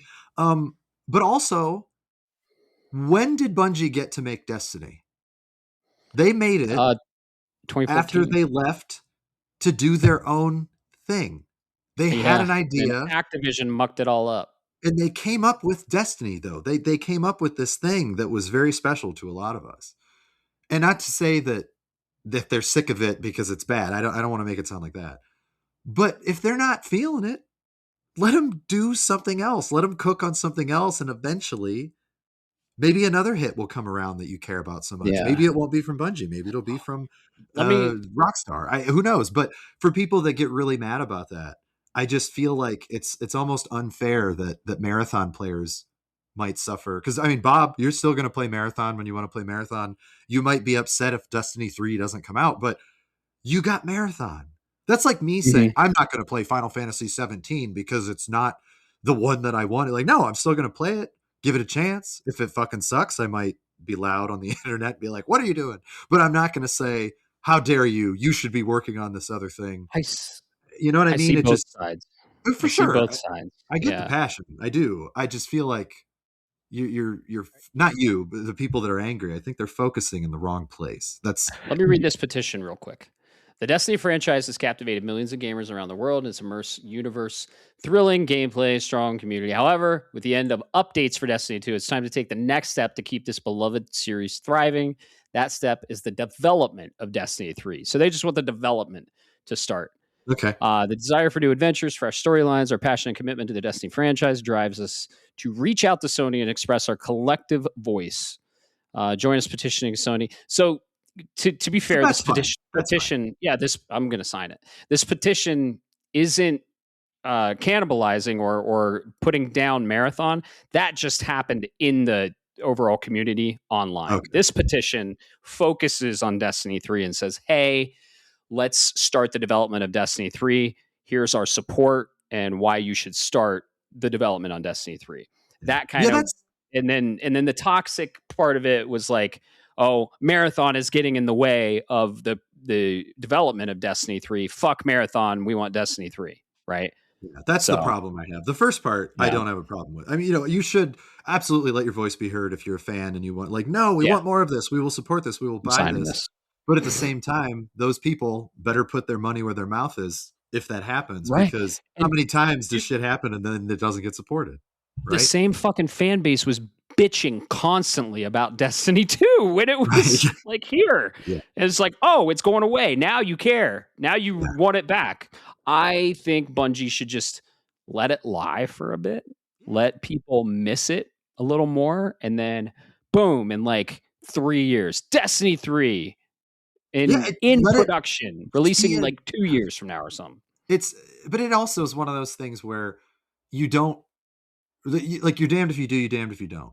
Right? With developers and stuff, it's like, Insomniac is great. I love Insomniac. Spider-Man, a lot of fun. Spider-Man 2, a lot of fun. I'm very excited that Marvel Wolverine is happening. But if Insomniac said after this Wolverine game, we want to make a fucking game where it's a football game, would I be happy about it? Because I don't really care about football that much. No, but I would still be like, dude, you guys need a break too. I get it. Do what makes you happy, and I'm sure the good stuff will follow. So I kind of want Bungie to be able to just chill for a bit and do their thing, have fun with Marathon. If that's what they want to do, they're feeling it, right? Yeah, no, that is a key thing to remember there, Caleb, is you can, when you do that to your studios where you're like, hey, no, you're going to do this, you're going to do this, you end up with a franchise fatigue is what ends up happening. Yeah. Most notoriously, if you look at Metroid Prime 3, Metroid Prime 3 is the worst rated of the Metroid Prime series. We're not going to get into 4, but out of those core 3, sure. It's considered the worst rated. And the reason for that is they were done. Retro was done with Metroid Prime 2, and they're like, we don't want to do this. We want to do Donkey Kong. Right. And Miyamoto and Iwata basically said, guess what? Can you do us one more to complete the trilogy, and then we'll let you. And it kind of ruined a lot of the team. If you look at that, a lot of people shed off from Retro, and look what happened to them now. Look where they're at. So don't do that. And more, if I may, I got a couple of things I can say on this. Please. Let's start with this petition, and then we'll circle back. First off, Sony bought Bungie for like more than what Disney paid for Star Wars. It was like almost $4 billion for Bungie. $3 billion and change or something. Yeah, $3 billion and change. It's a gross amount, way overpay. The money, Sony's getting the Destiny on the back end, but they weren't there. They're not the father, so to speak, right? And you got to let Marathon cook. Bungie, they're in a sink or swim situation, and Sony, PlayStation are holding the chain. It sucks, but this is what's going to happen when you overpay for a studio, and this is their project, right? And then lastly, I'll say this. I get it. Destiny was a great game. And I understand it. Like, I played the OG vanilla. I knew it wasn't for me, but I knew it was a good game. I know a lot of guys like you and hell, half of our community that played Destiny 2 for fucking thousands of hours. Right. But if you played it for thousands of hours, Matt, Caleb, when was the last time you actually played Destiny 2? Yeah, exactly. Final Shape. I put it to rest. Yeah. I almost had a Viking funeral for it.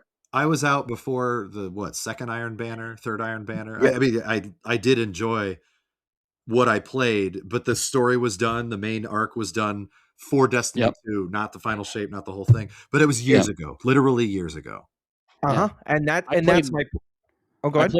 I played all the major expansions, and then I kind of checked out on the seasonal stuff.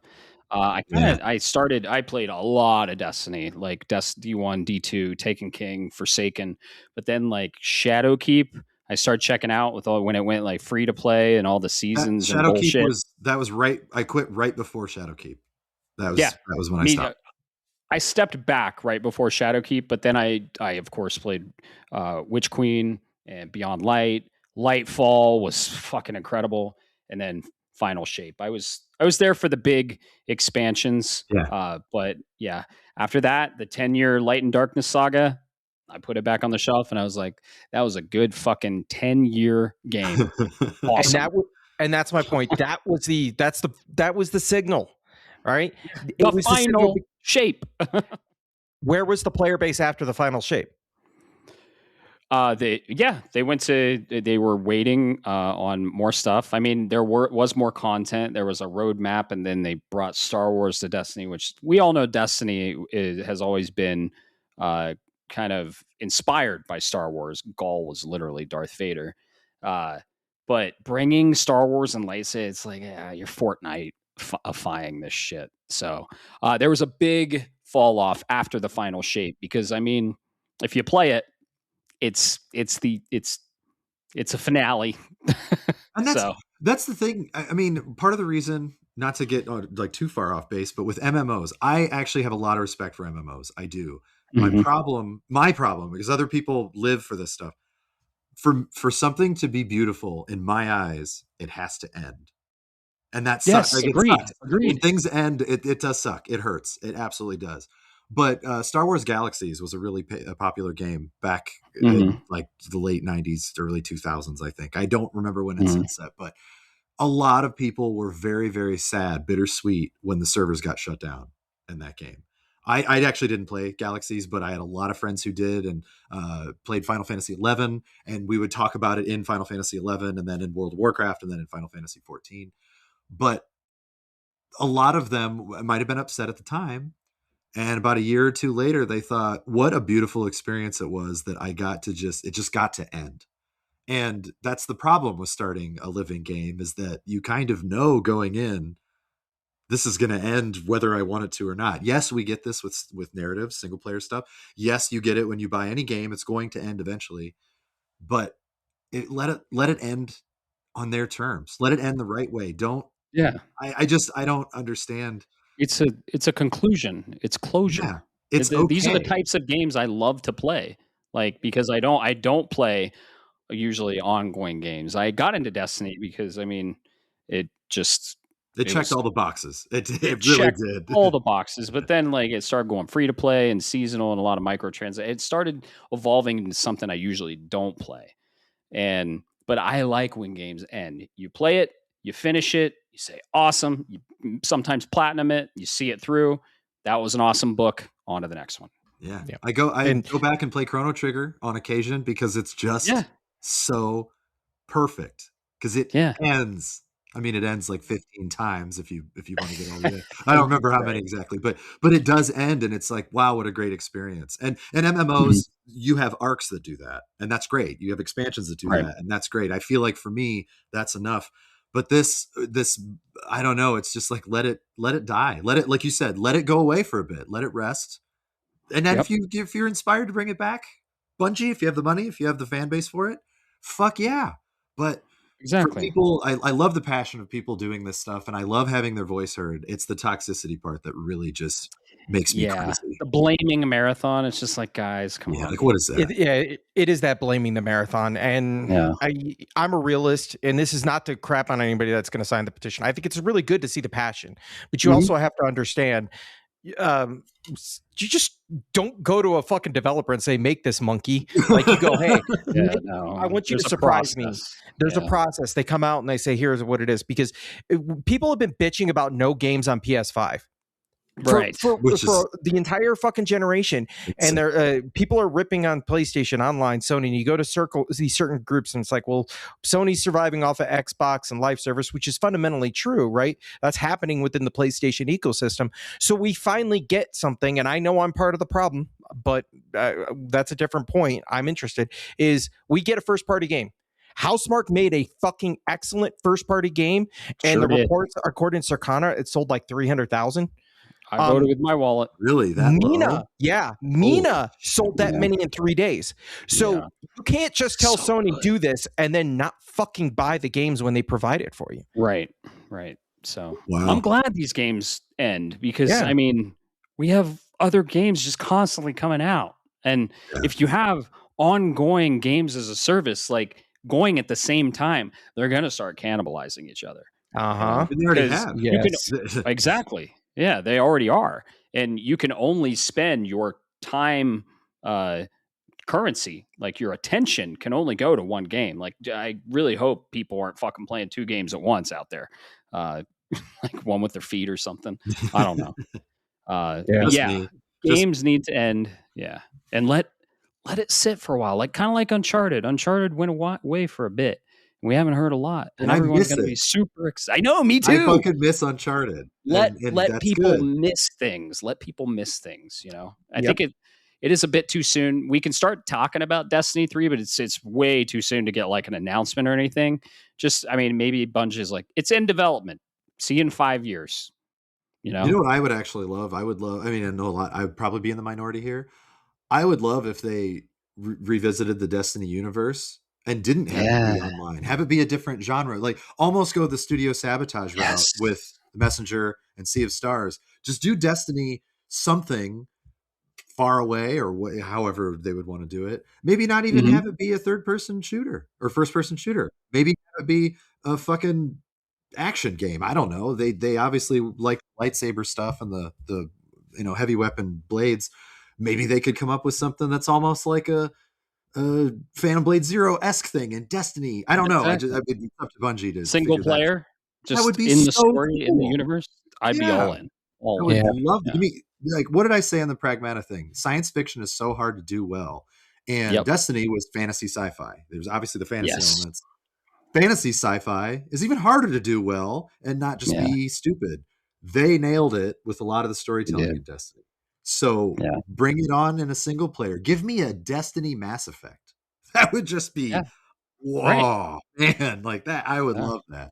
So, I mean, Destiny was like unveiled as a 3-person multiplayer online like adventure, right? Yeah. Not this free to play. Not that we knew it was an ongoing game with expansions, but MMO light, microtransactions. Yeah, an MMO light. Yeah, kind of. Yeah, but on the marathon portion of it, though, Bob, season 2. What are you thinking? How do you feel about that? I did want to talk about that. Sorry. Yeah, that was no, you're good. You're good. You just have to include that with the title.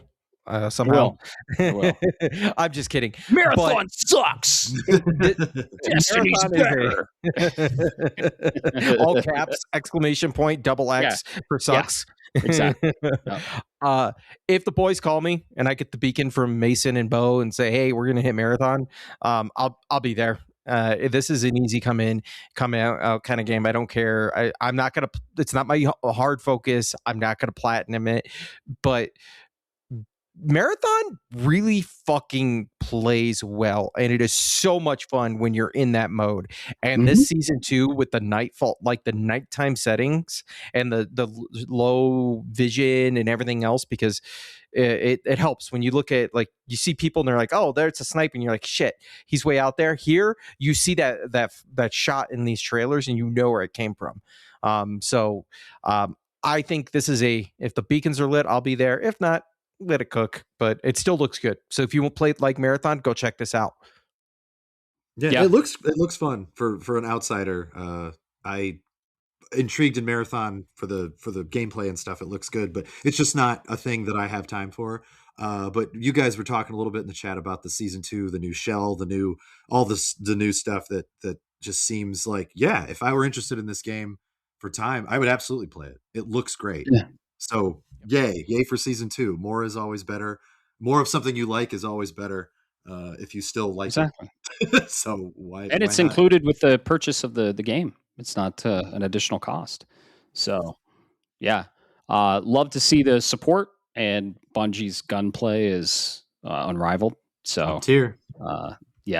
They love to see them continuing to support this game and tweak it and just give the fans more.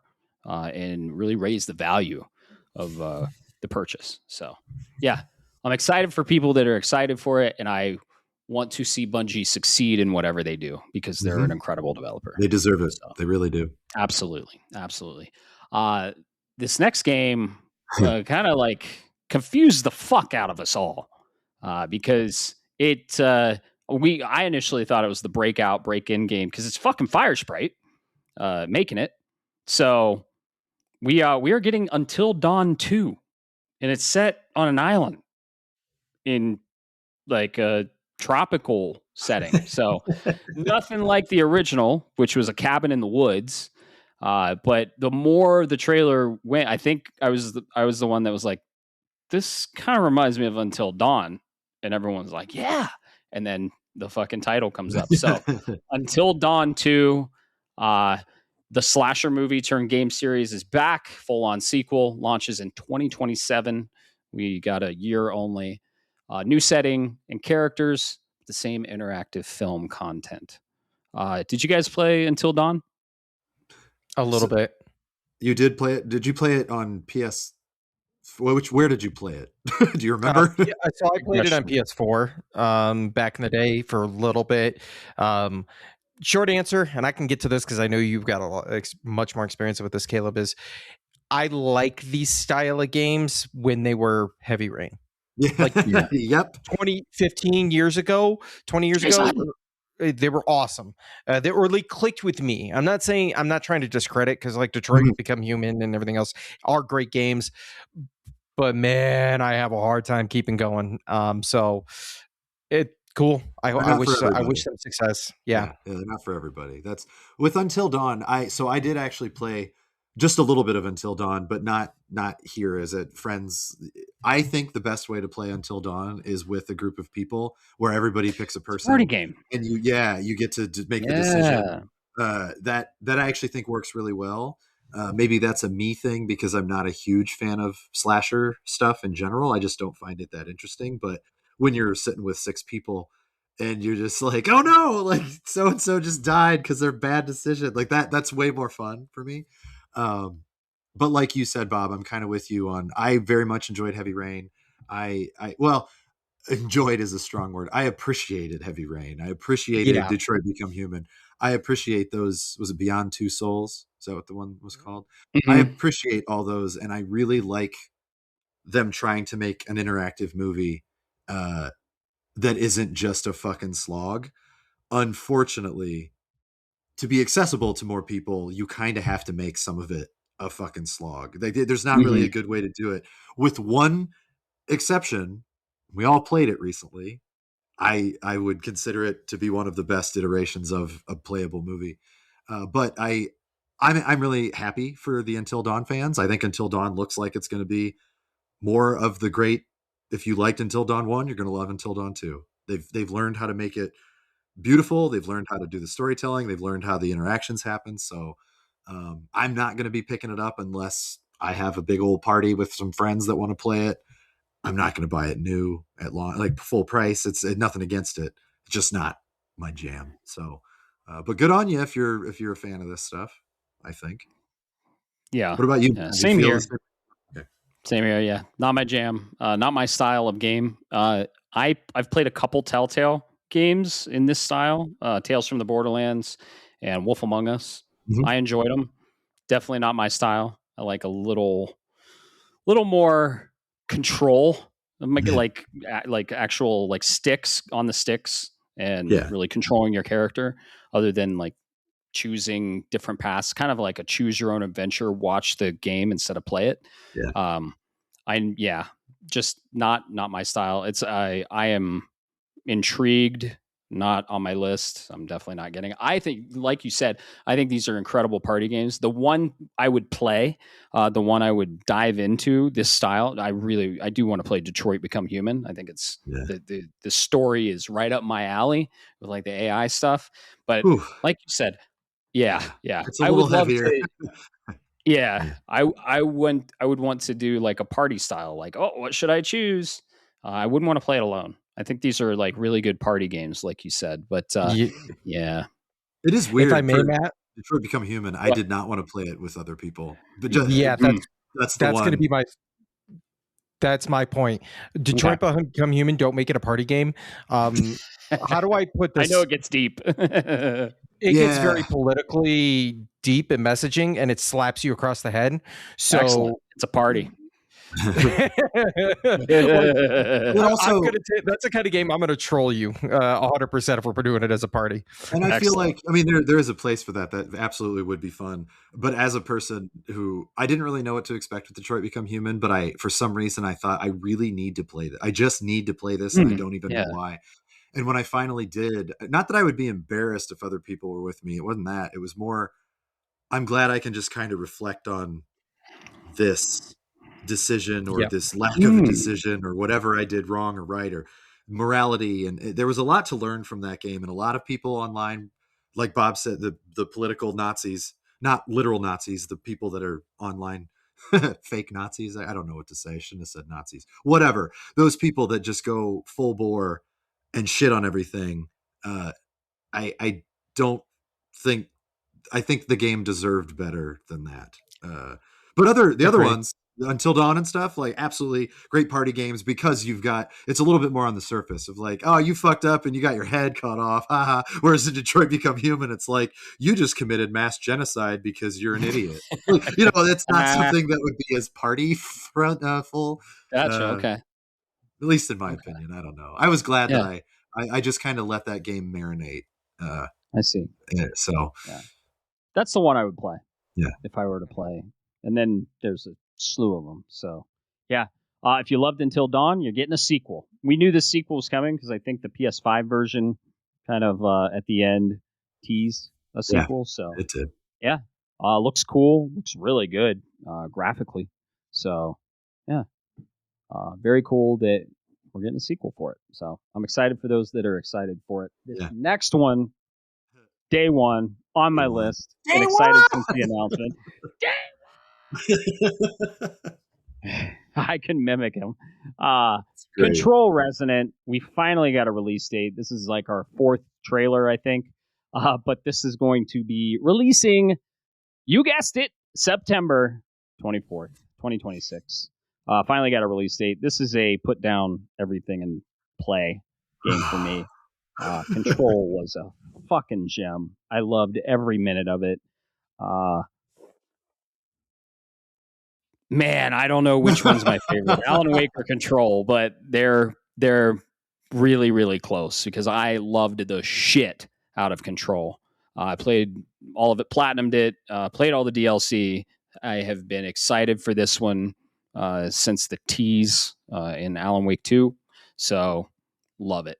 Can't wait. Yeah. If you're a fan of you guys are excited, like film and stuff, film and television, I do think Alan Wake 2 might be that I would lean you more that way if you are a fan, because they both do them very well. Control and Alan Wake both do gameplay and visuals and film and storytelling very well. But I do think if you're more interested in the gameplay, I do think Control is where to go. But if you're more interested in visuals, the narrative and film, that feeling, then Alan Wake's the way to go. If you like it all, we love them all. So both of them are great. I love both of them. I can't pick a favorite, but yeah, Control's way more gameplay heavy, and you got like telekinesis powers and everything. You followed Jesse in the original Control, and it was a new IP from Remedy, and I'm a big fan of Remedy as a developer. I loved Alan Wake 2, and this is going to be following Dylan Faden, which he was pretty mysterious in Control. I'll just say that. Control's on sale. You can get it for like the Control Ultimate Edition on PS5. You get it for like $4. So go buy that. Go play it. Then some. It's so good. God, absolutely. Yeah, I don't want to spoil anything on Control, but Dylan was a very mysterious character. And yeah, what? What is Keep going. That was the weirdest fucking face. I knew this was rumored. I didn't think it was breaking news confirmed. Here? Please tell me if this was confirmed because my brain is fried. Speaking of Remedy, go to their website and click on games. So Control Resonant is there, and there's a placard holder for Max Payne 1 and 2 remake now. Oh, didn't know it was confirmed, but I did know it was that actually confirmed? I thought it was heavily rumored, but it wasn't actually. Where? Remedy said they were working on a Max Payne remake. I see. I never heard it directly from the source. Yeah, gotcha. Oh, you were looking on the Control Resonant stuff? Yeah, that's in development. So that's another game. Quantum Break, not great, but fun. I didn't play it. I watched them. Fan. Good. I mean, it had its issues, whatever. But we talked about it a little bit before on an earlier cast. Yeah. I don't remember when, but that Quantum Break ran or walked so that everything else could fly. Everything after it flew because Quantum Break. Yep. But that I had a special place in my heart for it. It's not a 10 out of 10 game. It's just not. But boy, did I really enjoy it. So awesome. Yeah. Well, they're going third person sandbox, beat 'em up in Control Resonant. And I love how they're changing the genre too, because they like to do that. They like to keep us on our toes. But this has given me huge like prototype Infamous vibes. So you're in New York where the FBC is, and everything's just gone to shit. You got Doctor Strange style fucking shit happening where like up is down and down is up, and birds are multiplying and turning into fucking kaleidoscopes, and who the fuck knows what's going on here?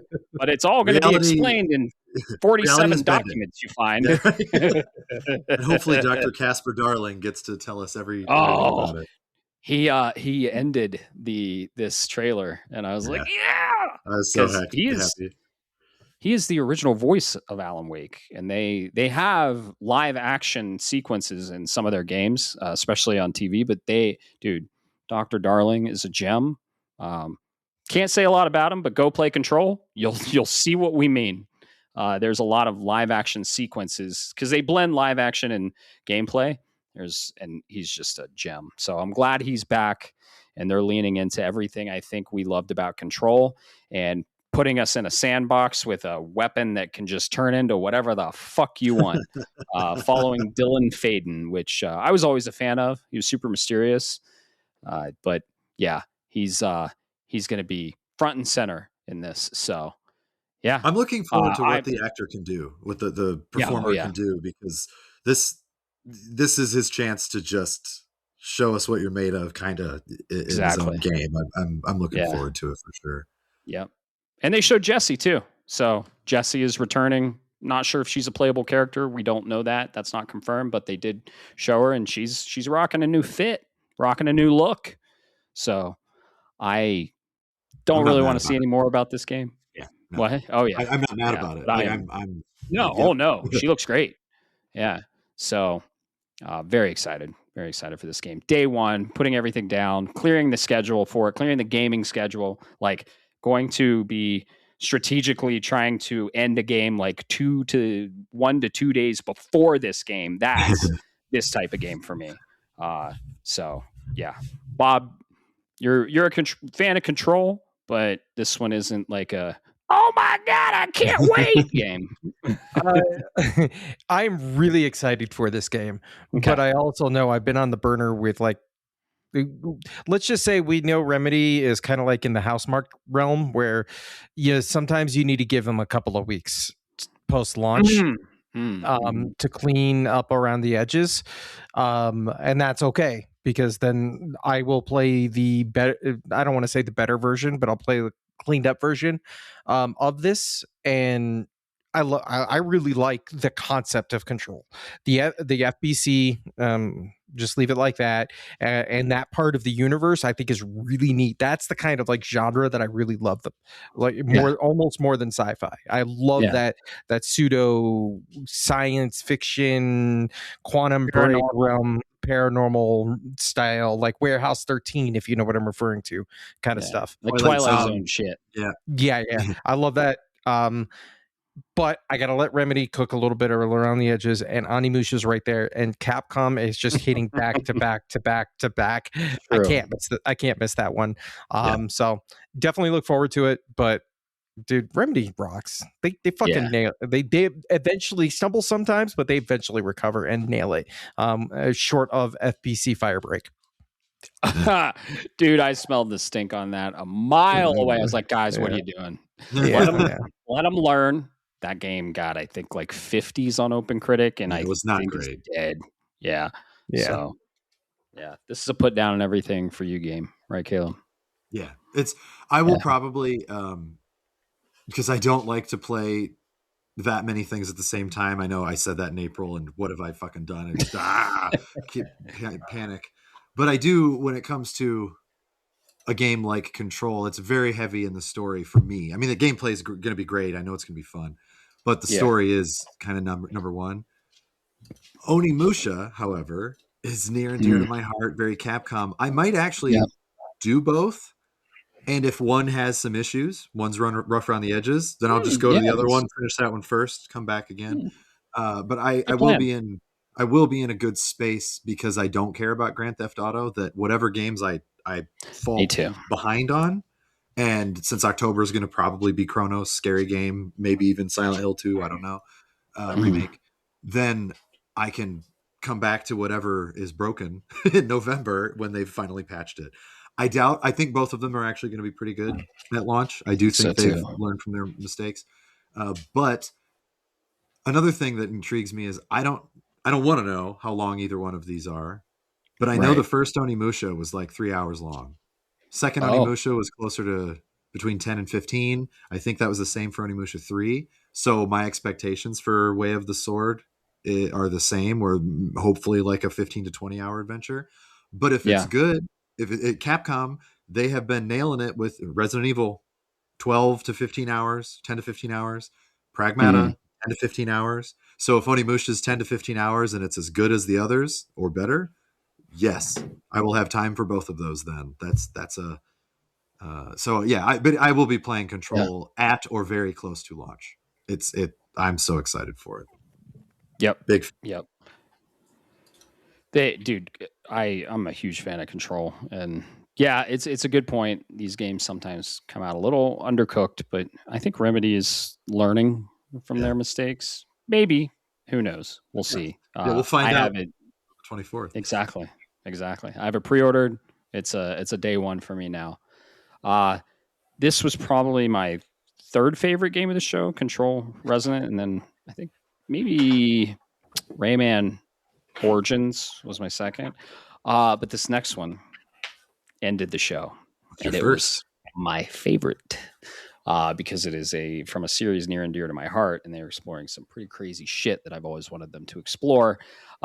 Sid Schumann comes on. He's like, all right, this is our last announcement, and we're going to give you 20 minutes of gameplay from this game from one of our beloved studios and IPs. And man, they really milked this one, dude. It went black screen for a while, okay? And then you heard some birds in the background. You're like, okay, it can still be intergalactic. It can still be that. But then you hear our girl Faye from God of War start humming the God of War theme song. And you're like, oh shit, it's God of War. Santa Monica comes up, and we get we're going to try and not spoil God of War 2018. Yeah, it's going to be difficult. It is. We'll dance around it best we can.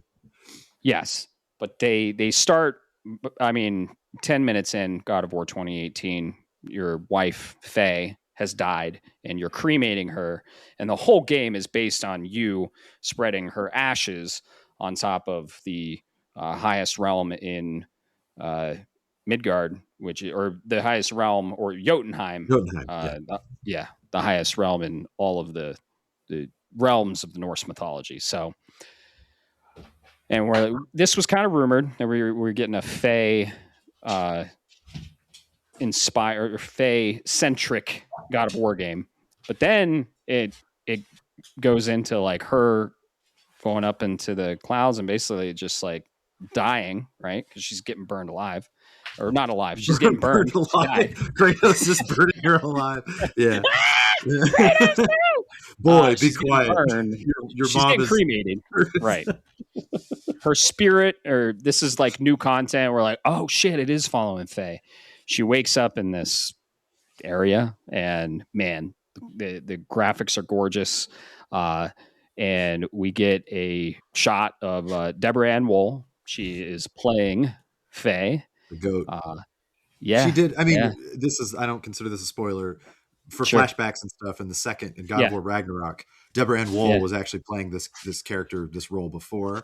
So it was very nice that she got to reprise it and actually carry through, carry it out. That's exciting for those of us fans of Deborah. She's awesome. I very much like her. She's great. And as a fan of God of War, it's really intriguing. Like, she kind of orchestrated a lot of the journey of Kratos and Atreus. And she's an integral character in the story arc for many reasons, which you should go find out when you play God of War 2018. And in Norse mythology. She has a big role and in Norse mythology. So, yeah. Exactly. So, she dies and wakes up in this place, starts going through this corridor. We see gameplay. I mean, it's top tier, fucking gorgeous, photorealistic. Wow. Like the hair physics, everything. And then she's a badass, like spinning around, fighting everything. We see the combat and everything. And eventually she gets caught, and we start seeing some gods and goddesses. And I nailed the first goddess, Sekhmet, because I was like, oh, that's a serpent goddess, and she's super Egyptian. And it's a God of War. Her helmet thing, Sekhmet. or whatever it was. I was like, oh fuck. What? Right. That's exactly what I said when she came on screen. Yeah. But we also see Betsy, which is a Mongolian god of war. And we're starting to see a lot of like these different mythologies. And God of War doesn't just explore Greek and Norse, they are exploring others. Let's just say that. And we see that here. So then she gets caught. She gets thrown in a cage. She's this fucking blanket starts talking. The blanket flies off. It's a cube. It's literally the gelatinous cube from D&D. We have theories on what this is. Voiced by Jack Quaid, which is awesome. He's in The Boys. He's fans. Great. Rejoice. Yes. And the cube has a sword stuck in it. We don't know what the sword is. I have theories. We can talk about them. But it has ribbons on it. And the ribbons are nicknamed Rue. And that starts talking. And then, like, she's a big magic user. She uses magic to blow up. She gets the sword. Then we see some awesome fucking aerial sword-based gameplay. The ribbons are like Kratos' Blades of Chaos. Just a huge set piece. All this is gameplay. All this is real time. The unique thing about God of War and God of War Ragnarok is they never cut the camera. They never do load screens or anything like that. It's always one like continuous camera shot. Kind and of it sounds amazing. like it really it's is incredible. I mean, It's like, what? Some people might not be a fan of that, but again, from my film stuff, the first God of War when they did it, I just shit my pants. I say, how the fuck did you design a whole ass game around this? Right. You're right, and what I really appreciate that is not the film student side, so to speak. Yeah. Excuse me, but from the technical aspect, because if you understand how they do it from a technical aspect, it's really fucking genius. It's like the way they projected 3D in Doom without actually being 3D back in the day. Yeah, it's so cool. It's just so, and it's one of those things that if you notice it, you really appreciate it. If you don't notice it, you don't even know, but you appreciate it. You might not know why you appreciate it. You just do. And then you're like, when you think about it, somebody points it out to you, you're like, oh my God, no way. And then you really pay attention. You're like, holy fuck. Yeah. Right. The camera never cuts. That's crazy. The choreography, you're talking about her aerial flips and all that stuff. The choreography for Faye in this gameplay we got the animations. To see. Yeah. I was just imagining Deborah. Was this your game of the show as well? I want it to be. Yeah. But it's one of those. I was actually very surprised that they decided to show as much gameplay as they did and then not give us even a release window. I thought, boy, this is further along than I would have ever guessed based on what we're seeing. I thought we'd get a year at least. Yeah. I actually thought, I was like, oh my God, are they going to do it? Are they going to go November and say, fuck you, Grand Theft Auto? We don't know. I didn't know.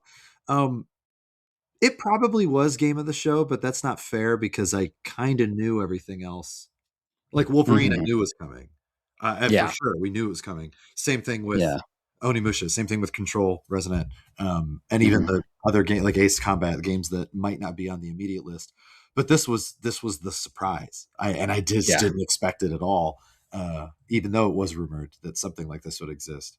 So yeah, I think, unfortunately, it's not really that close because it was like, that's exciting.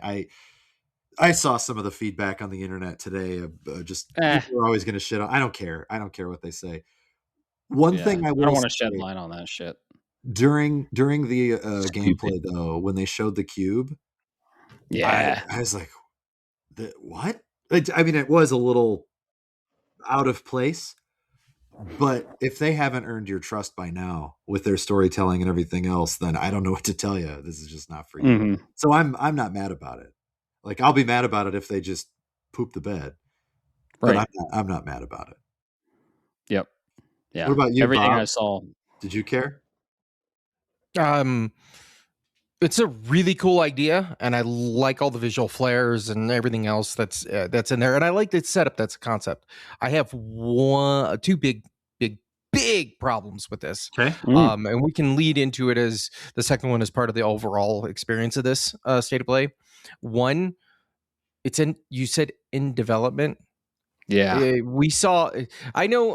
Like Bo and a few others have said that. Oh, it looks really like they're really far along. Maybe they're gonna polish the shit out of it. That could be a farce, though. Like the first Halo 2 demo was notoriously known for like the game would crash if you went outside of bounds because they were that far behind. So this is in development, and that was 20 minutes of an intro. But you still have another fucking 60 hours a game or whatever it is to complete a modern day God of War. So 30? Yeah, 25, 30-ish, yeah. And this kind of ties into my second problem. Don't spend 20 minutes on a state of play and hype me up for 2 weeks for 20 minutes on a game that's in development. Get in there, give me something new. What is coming? Everything was great. Fucking Wolverine, awesome. I love the 7-minute Wolverine, a game that's coming out in 3 months, got 10 minutes. This got 20. Come on, man. Who the fuck is, part of my expression, and I got a rant, but who the fuck is designing this? Yeah, you got a game that's literally about to sell. You need the numbers, and you gave it half the time that the Faye chick got. And I'm not saying it's a beautiful game. I will play it. I love everything I saw, but I didn't need to see 20 minutes of this to see in development. I needed to see 20 minutes of this to go, by the way, it's coming November 19th. Fuck you, Grant. Maybe that's kind of what I was hoping. That part right there was, if you're going to show me this, we're further along. And then the in development part, I do agree. I was like, man, but you're right in that the Halo 2 demo is a perfect example of maybe they just aren't ready. But then my argument would be, why'd you show me all this stuff now and come out 2 years later? Like, I don't know. But I still was excited about what I saw. I really was. I love the gelatinous cube. I saw that and was immediately went to my D&D lands, and I was like, yes. Yeah. His name is Frank. Phranque. Yeah. I love that. I love that spelling. Yeah. So we got the title. It is God of War Laufey. And if you want to spoil God of War 2018, look up what that means. And we're not going to say that's her. Yeah, that's Faye Laufey. So yeah, if you go play God of War 2018, please. Yeah. And Ragnarok, both incredible games. This was my game of the show. They did spend 20 minutes on a game in development. They could have squeezed 3 more games in there. Interesting. It could have just got its own state of play, and then they could have deep dived into it. There's some vidocs on it if you want to know more about the game. She is in the Everywin, which is a space between worlds where gods go when they die. Gods and goddesses go when they die. So that's exciting as a God of War fan. Yeah, it's cool. God of War, cool idea, you kill gods. So are the gods that you kill coming back? Because there's some important ones. Go play God of War. And go play God of War 1, 2, 3, Chains of Olympus, Ghosts of Sparta, 2018, and Ragnarok. And Ascension. Don't forget that one. I actually didn't like Ascension that much. Of all of them, I think that was my lowest. It's fine, but my lowest was Chains. Yeah, Ghost was good. But I did like Ghost. I did like Ghost. Yeah, Ghost of Sparta is great. But yeah, as a big God of War fan, like you said, the fact that I might be running into some of my old angry people, you married the God of War. Okay, the God of War is in God of War. Spoiler. But just think about if you're Faye and you come across any of the Greek gods, they're going to be like, wait a minute, you married that motherfucker, that angry motherfucker. Like, what are you doing? Yep. Like, I can't wait to see what those interactions are if we get them. And can I, after the cast, I really want to bake your noodle for a moment. I don't want to say it, even though it's not the biggest deal and we don't really know. Yeah. My very first thought, as soon as this gameplay trailer started, I was like, oh my God, I think I know the answer to a question. But we could talk about that afterwards. I don't want to ruin that. Let's talk about that. Fans, I'm sure we'll have a spoiler cast on this. This is a Sony PlayStation tentpole game. It's a full-fledged game, not like a in between like Miles Morales or like a spinoff or anything. It is a next God of War sequel. So God of War Laufey in development. No date. No year. If I were to guess, fall of next year. Yeah, I would guess next October, November of next year. That'd be my guess. Yep, it'll be our tentpole game, and then Intergalactic will be our 2028. So, which that's another problem I have. The Intergalactic showed up. The same thing that Bob was talking about. Like, what the fuck? yeah, Don't do right. that because I'm That's going what to I thought not it was going to care. be. Yeah, so Yeah, did I. that's what I thought it was going to But be. the first So, note, the very first note, I knew it was God of War. As soon as I heard the yeah. music, Oh I yeah. went, no way. Yeah. And then Santa Monica Yep. came up. I was like, oh Oh my, yeah. what are you doing? Mm-hmm. Can we talk for a Yeah. second about that title screen?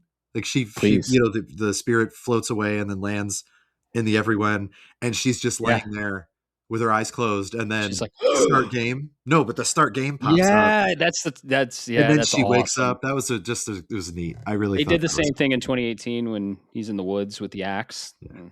I Super love cool. when they do that. Super Yeah. cool. And it kind of leads into the no cutting or the continuous camera shot because you're like, oh shit, it's like the title screen. It's Yeah. interactive. Cool. So neat. Yeah, love Yeah. Sony Santa Monica. Keep cooking. They're working on the God of War trilogy, the original trilogy, the Greek trilogy, remake of the originals, yeah. God of War 3 is my favorite. Ragnarok is close second, I'd say. But yeah, I'm very excited for this. It was an interesting placement in the state of play. I do agree, Bob, and I do think they spent a lot more time when they could have given us like 3 more banger titles. But I'm glad nonetheless it was there. Yeah. It was my game of the show. Overall thoughts of this state of play. Who wants to go first? Bob, you go first. Bob, you go first. All right, sure. I this is gonna sound negative, and I'm not gonna. I'm trying. Why'd you hate this state of play, Bob? This state of play was an A. If I was a teacher grading the paper or project of the students, you have an A. And then you got to the end of the project and you forgot you were supposed to do the end of the project. So you fucking threw something together at the last minute, hoping that it was enough to fake me out. Sorry, PlayStation. I ain't buying it. In development, 20 minutes, give me Intergalactic, give me Judas, give me something else that we know exists for sure. So you get a B- on this one. You pass because you did so good up front. But at the end, you kind of like gave me something that's hard to conceptualize. That's what it is. Okay. And at the end of the day, the I have to say, beyond a shadow of a doubt, that the Wolverine as the game of the show, because we know Wolverine's coming. We saw what it looks like. It answered so many questions. I'm like, that right there tells me exactly all I need to know. I'm buying it. Yeah. Like, okay. There you go. Cool. So, okay. But yeah, they get a B- because they did everything else really well. Gotcha. Okay. I'll go next. Okay. Yeah. I thought overall this was a very solid state of play. Was it better than the last one? Not even close. It was a solid state of play. It was good. There wasn't as much as there was in the last one. They did spend a lot of time on the front end and the back end. I give it a B+. Boy, that's interesting. I give it a solid B. So you're B-. Really? I'm a B. You give it a B+. My B, the only real reason, because I very much enjoyed a lot of the games we saw, and I think that they did a really good job generally with the trailers and stuff. How many games as a service? How many gotcha games did we see? Right. That's none. But we were missing one key thing for Caleb. What? How many RPGs were in that? Yeah. 0. Yeah. And I'm not saying that everything needs an RPG. They had something for just about everybody. They didn't have sports. They didn't have RPGs. You're missing 2. Like, not everything needs to be for us, right? That's I'm not saying that. Like, I don't really care that much about sports games, but I do appreciate when they have 1 or 2 good ones in there for the people that do. I was disappointed personally for the lack of any RPG. Even just like hey, we want. Now this was first party, so I'm assuming all the RPGs will be in Summer Games Fest and Xbox Showcase even. I thought, man, Tales of Eternia. I'm kind of missing one, major RPG announcement. I'm not talking about that one. Fantasy. It could be a different developer. It could be somebody else. Just something that's that. The closest we got was like Dune, but that's an MMO thing, and I just thought, oh, that's kind of a bummer that those of us that like the long ass RPGs didn't get any love this time.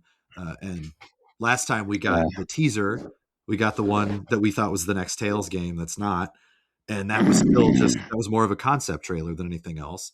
So, and then we got Dragon Quest. Fuckface Chad. Fuck ass Chad. Oh God. But that was my only real. It's still very good. Okay. B is very solid for that. Yeah, I do think solid. they did a good job. But I do agree with Bob. Closing the show, it was no high guard, thank God. But it was like you got my hypes up, and then in development. What the fuck does that mean? It's just right. Yeah. It shows this is the ripple effect of the mismanagement of Sony first party studios for the last 5 to 10 years. With the chase for the live service. This is that ripple effect. Yeah. And I'm glad we're focusing on this now. Focus on our roots, focus on what you're good at, single player, narrative driven, photorealistic, action heavy video games. I give it an F because there was no Bloodborne.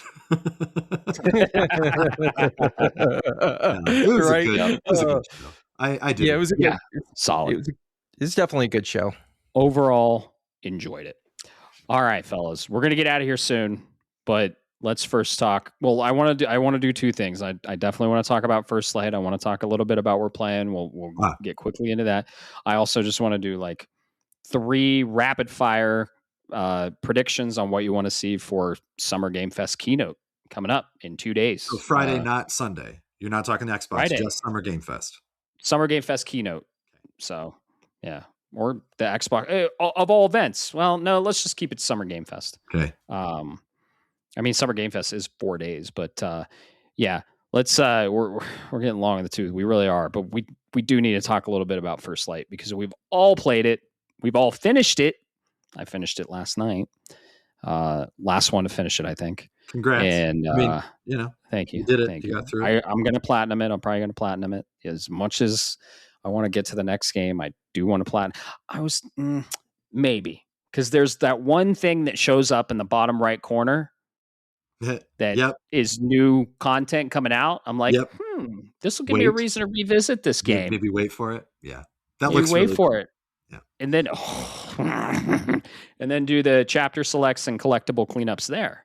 Then so I might actually put it down for a bit. I don't know. I'll get in front of my screen and be like, I'm deciding now. Hades 2, First Light, Mina the Hollower, Lego Batman. Fuck. So let's get into First Light. What'd you guys think? You guys liked it more than me. I hated it. No, I'm kidding. I loved it. But I didn't like it as much as you guys did. I had some qualms with it. Let's just talk about it quickly. We can talk about it as a group, or we can, let's just talk about First Light as a group. Okay. I will very easily say from the film side, because I know Bob is a huge Bond fan. I mean, I'm not ashamed to admit he's a bigger Bond fan than I am. I love James Bond. Bob breathes James Bond. That's very, very different. Yes. So, but I have a lot of respect for the IP. I have a lot of respect for everything about it, even like the good, the bad, and the ugly. I was very excited for this game. Didn't quite know what to expect, but I was so pleasantly surprised at how Bond it was. It was I mean, I will say this in great detail in our spoiler cast. I can talk about the specifics with Bob, and hopefully Bo will be joining us for that. Do we have a date nailed down for that? Can we do we want to announce that now? Just to get everyone excited. I have a soft date. Yeah. Soft date for recording, as long as it works for everybody else here. Caleb's the only wild card that you're half committed. Yeah. But gotcha. I mean, you can absolutely count on me because I did get more information today. I think I'm good. So we have our date. That's the date. Well, in that case, there we go. That's all I needed to hear. So when we doing the spoiler cast, Bob, you're leading. We'll be recording that next week on June 10th. Yeah, sweet. So expect to see that next week in your feed sometime. Yep. Whenever, depending on how long it is. We'll start recording Wednesday night, and then we'll probably finish by Thursday midday, I assume. Yeah. We're aiming for a 7-hour cast. We're going to record it then. We're going to release episode 55 that Friday, the 12th. Maybe a weekend release, maybe a Monday release. I don't know. Depends we'll figure it out. Yeah. There's going to be a lot you guys have to talk about with Summer Game Fest and the Xbox showcase. Yeah, there is. So that's the hard part for you, but that's what you guys do. So, but I will say, look forward to it. The spoiler-free version of this First Light game that I can talk about now is I think it is, if not the best, I do think it might be the best, but if it's not the best, it's up there with the best movie that you can play that actually plays well and Hmm. is like movie quality. It's not based on any of the movies that exist. But it Hmm. feels like a James Bond movie. Sure I does. don't know how they nailed it as hard as they did for that, but that was the thing that impressed me the most. Yes, I have some small issues with it, but they're very minor. It's overall Hmm. what an experience. I really Yeah. was just happy the whole time as a Bond fan, and I was happy as a Yeah. gamer. I just thought, how the fuck? Love the script. Script's my favorite part. The character interactions, the way that they Story's did so good. things I won't talk about until the spoiler cast because it does tend to ruin things that I think should be experienced freshly. I don't want to tell somebody Yeah. this. So, but Sure. those are my general feelings. Bob, Okay. I assume that hopefully you're in the same Let's vein. let's sandwich this because Okay. I got a little bit of negativity, and we're Okay. gonna do Yeah. positive, negative, positive. To be clear, I loved this game. It's great. Is it in the conversation for me for game of the year this year? Not even close. It's an amazing game. It's a lot like Uncharted. The sneaky sections were a little taxing for me. Uh, the back half of the game is a lot better than the front half. All of it is great, but I almost put this game down due to some frustration with the sneaky sections, due to some pacing issues, due to my skill. Honestly, I wasn't very good at this game because I wasn't utilizing all the combat mechanics available. Cast in Hades too. Uh, fucking, I just, sometimes that happens. It's an incredible Bond. It's the best Bond game easily. Uh, that's not really a high. I mean, GoldenEye is pretty awesome, Yeah. but this game was dripped Uncharted. I would disagree with you, Caleb. I think the best movie, like movie style video game, Uncharted 4 is my favorite. It's a very movie esque game. That Yeah. No, I kind mean, of there plays are a like a lot movie. like that, but Yeah, this, I mean, we can talk a little bit more in detail during the sure, spoiler cast because sure. I'd have to go Yeah, into film yeah, stuff. Like right. things like, okay, the spoiler free versions, like Star Wars has special types of fades. When you watch a Star Mhm, Wars movie, you expect to have a fade, right? A type of mhm. fade, the screen wipe and the stuff like that. Um, Uncharted is very cinematic. Mass Effect is very Right. cinematic. God of War is very cinematic in their own way. But the Bond game was like that type of film. It's Yeah, so hard to explain because of the styles of cuts and the way that they gotcha. interject things. But I'm not disagreeing with you because obviously Uncharted 4 is awesome. Uh, Yeah, but Uncharted 4 was a game first, and it's sort of like yeah, borrowed from Indiana Jones to take a the Bond world that is known for its movies. That's it. yeah, And then yeah, Goldeneye, but they're usually Goldeneye was based on the movie, right? The Goldeneye yeah. movie existed first. Right. This was sort of like, okay, what are you going to do? And they gave me a Bond movie that I was never in They nailed theaters. it. I could just play it. That's like They nailed it. so strange uh, to me. But I do see what you're saying as far as the Yeah. cinematic experience Sneaky, and it's visual. the sneaky Uncharted. parts were a little too slow for me. Like I said, I wasn't utilizing as much of the combat mechanics as I should. But overall, especially the back half of this game, especially some specific areas, every area is gorgeous, but some kind of stood out to me, and Sure, they're in the later back half. I had they a were really blast cool. this They were game. really cool. I love it, and I a lot of Bond references, probably a lot I didn't pick up as much as you did, Bob. But I am a Bond fan. I don't bleed or breathe Bond like you do, like Caleb said. But I am a fan of Bond, and I did catch the nods to a lot, and there are a lot of Easter eggs in this game if you're a Bond fan. So all in all, loved it. Rolled credits last night, and yeah, just had some minor issues with Yeah, the slow, sneaky parts, and it's I think it's pretty Hitman esque. I mean, it kind of borrows from Hitman, but and then I don't play Hitman games for that reason because it's kind of a little too slow for me, I guess. But all in all, I quite enjoyed myself, and I had a blast with it. So good. it it exceeded my expectations for sure. I was excited for it and it exceeded my expectations, especially the set pieces, man. Yeah, really awesome. So I liked it. Cool. I'm glad you liked it at least. Yeah. I can walk away from that. Yeah. You're right. You're both right. I live and breathe Bond. It's a thing since my childhood. Bond leads into Metal Gear Solid, which leads into Bob joining the army. All right, like that's how this whole fucking thing starts. All right, how important it is for you. Yeah, that's how important this is. Awesome. I think so. There's some roughness or there's a couple of technical things I was like, in regards to like, you could have polished that a little bit better and I would have been okay with it. But it's not the end of the world. Yeah. And I will say, I think from the way the game flows, if what you're referring to, Matt, and I disagree, because if what you're referring to on the back end, if the back end had kept that pace and style, and we'll get into it in the spoiler cast, in the front end as well, I would have gotten bored with the game. This game, it is a roller coaster that ramps up, and it does it, and it goes there. So when you're going up and it's slow and slow, and then it kind of speeds up, that's the way it worked.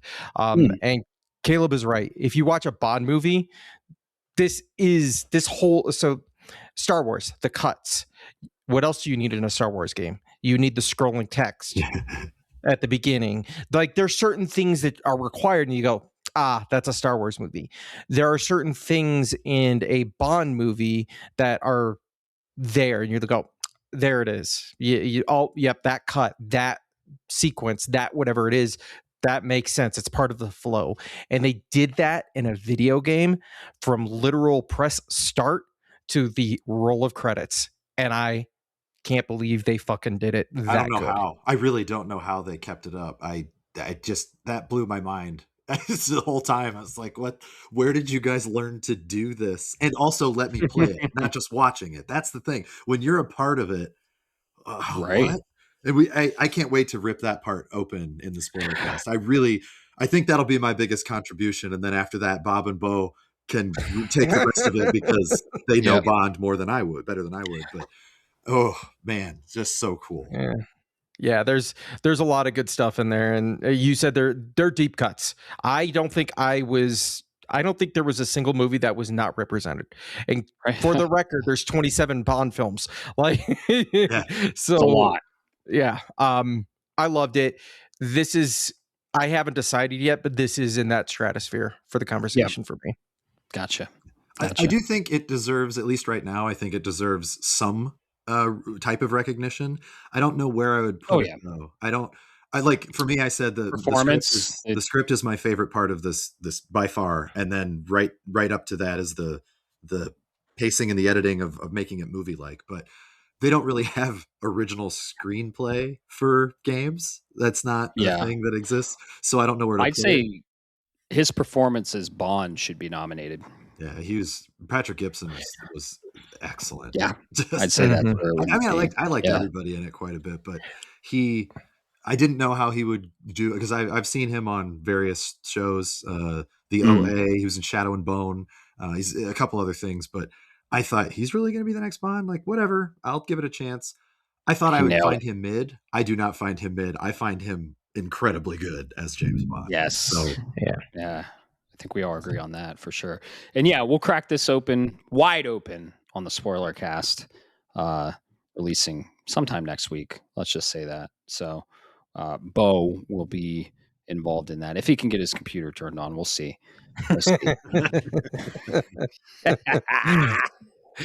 Oh, shit. All right, fellas. Anything else? Yeah, anything else quickly you want to talk about your plan? Rapid fire. What did I finish before First Light? I don't even remember. I mean, I've still been playing Diablo 4. John Desert. With my friend, my buddy who's big into Diablo. We've been playing. I am still playing the Dissidia game because I hate myself. I am having fun with it, but I mean, it doesn't take up that much time. And then I was going to start either Hades 2 or Saros, but with the Summer Game Fest, and I was like, you know what? I'm gonna focus all on that stuff. Get real hyped because this is my favorite 2 weeks of the year. It always is. Same here. So between Summer Game Fest, all the other shows, Xbox Showcase, the State of Play we just saw, the Apple World WWDC conference on Monday, and then if Nintendo decides to grace us with something, I don't know. We'll get a direct next week sometime. Yeah, Nate the Hate said it's Tuesday. Oh well, okay. So he didn't say Tuesday. He said it's next week because he got his PP slap because of Star Fox. Yeah. Okay. So he just mentioned next week, but so he's being vague on purpose. But everybody kind of concluded the 9th. Like if you look at patterns. So yeah, I want to get my PP slapped. We're doing that. I'm doing all that, and then once I have that sort of denouement, so to speak, then I'm gonna. Because also I'm busy with like doctor's appointments and shit. So I love to just live and breathe this and maybe catch up on a few shows while I have an hour here and there off between the other things. Mm-hmm. And then I'm going to start. I don't know which one I'm going to do yet, though. I can't decide. Man. Probably Saros first. Yes. Probably. That's what I would recommend. I did the same. I was in the same boat as you. I'm excited for all Saros as the appetizer. Yeah. Hades 2 is the main course. Yeah. That's probably what I'm leaning towards. Excellent. Yeah. Excellent. So that's all I'm really playing right now. I don't think I have anything else in between that I've done, but what about you guys? I started First Light shortly after the last podcast and recently finished. That's really all I've been playing. So I saw it through, finished it. So yeah. And we're going to have a whole ass spoiler cast on it. Nice. I've been playing some Pikmin 3 Deluxe with my son. Cool. Nice. He's like, Dad, can we play Pikmin 3 co-op? Because it's one of the few that have the co-op and it's actually well done. I'm like, yeah. If you haven't played it, go check this out. It's very cozy. Nice. Lemmings meets cozy puzzle game. So it's all about gathering fruit and defeating monsters with the Pikmin and solving puzzles because you need the fruit to bring back to your ship because you're like where you came from, the planet you came from, quoting or might be even close to quoting here, due to poor lack of planning and foresight, caused their home planet to run out of food. Okay. And nice. That's on Switch it's really 1. It's on Switch 1. We're playing it on Switch 2. There's not a Switch 2 version I'm aware of. Okay. Or no, we are playing on Switch 1.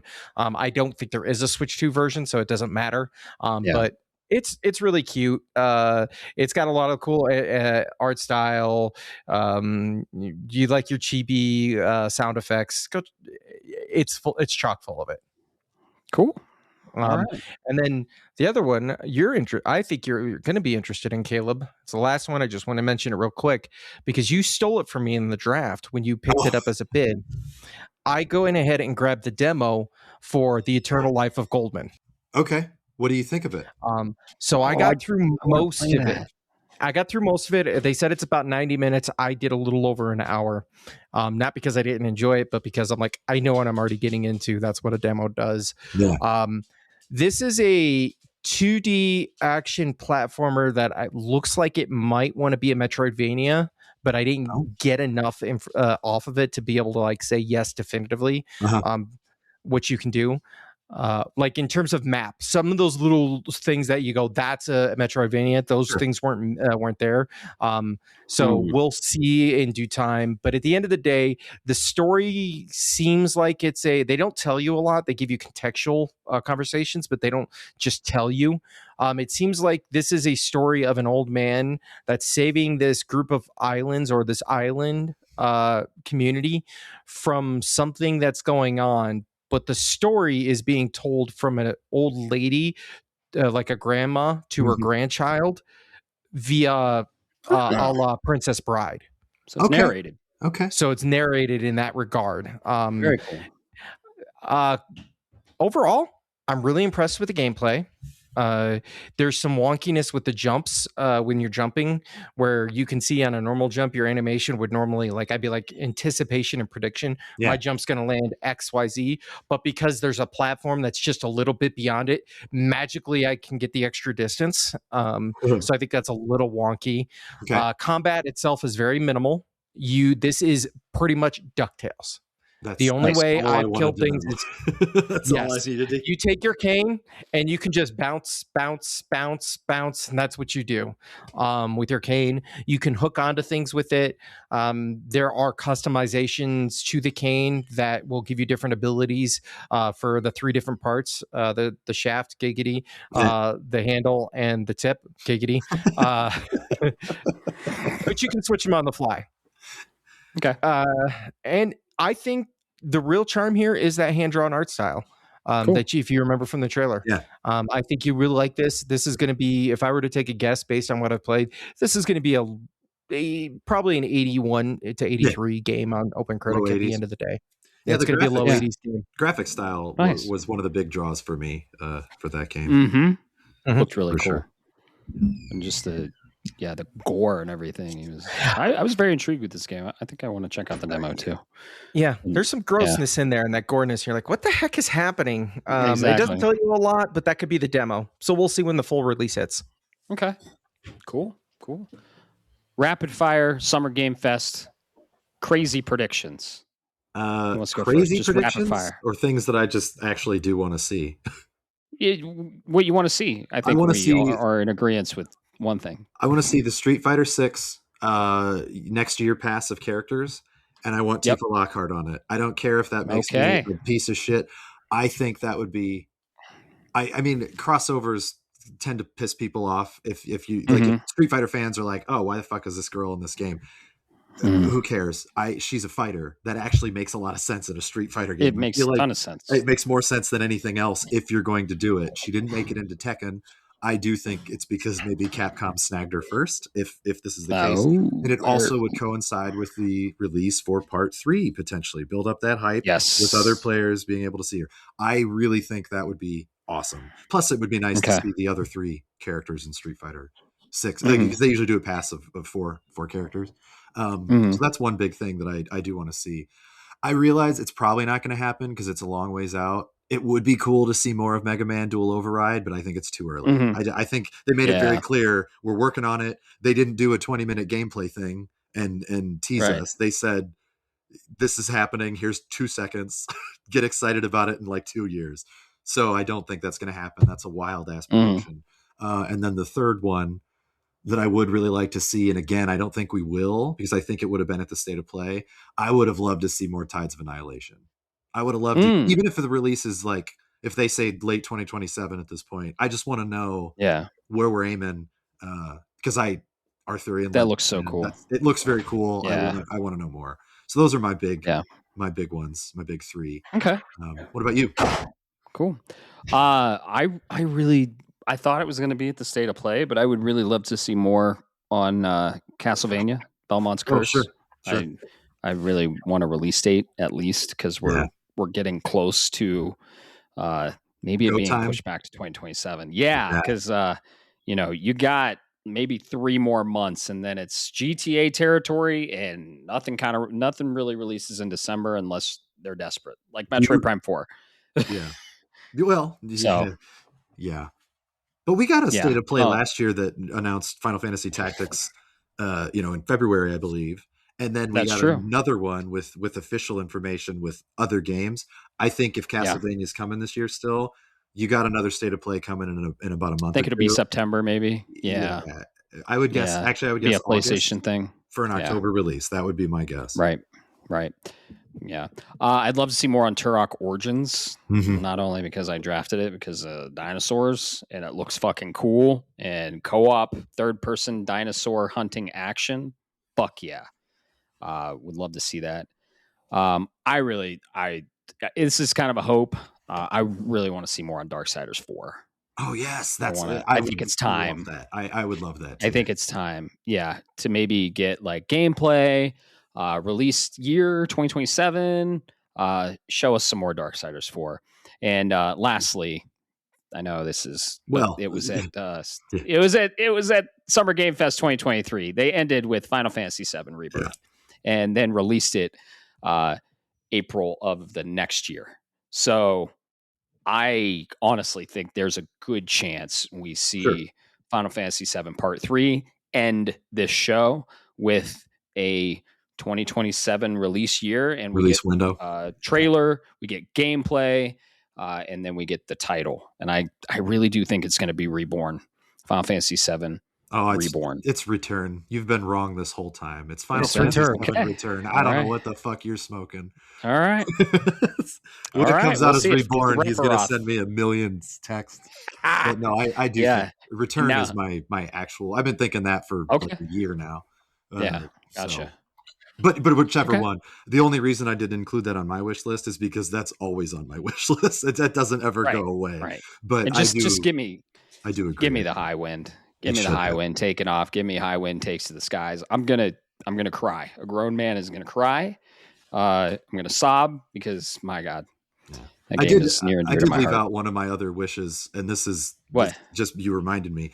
I think actually at the Xbox showcase, it would be Mm-hmm. nice to see the Final Fantasy 13 trilogy if they were going to do a remaster of the Yeah. trilogy. And not that I don't want to see it at Summer Game Fest, but I think Microsoft is much better at picking the things that people want to see.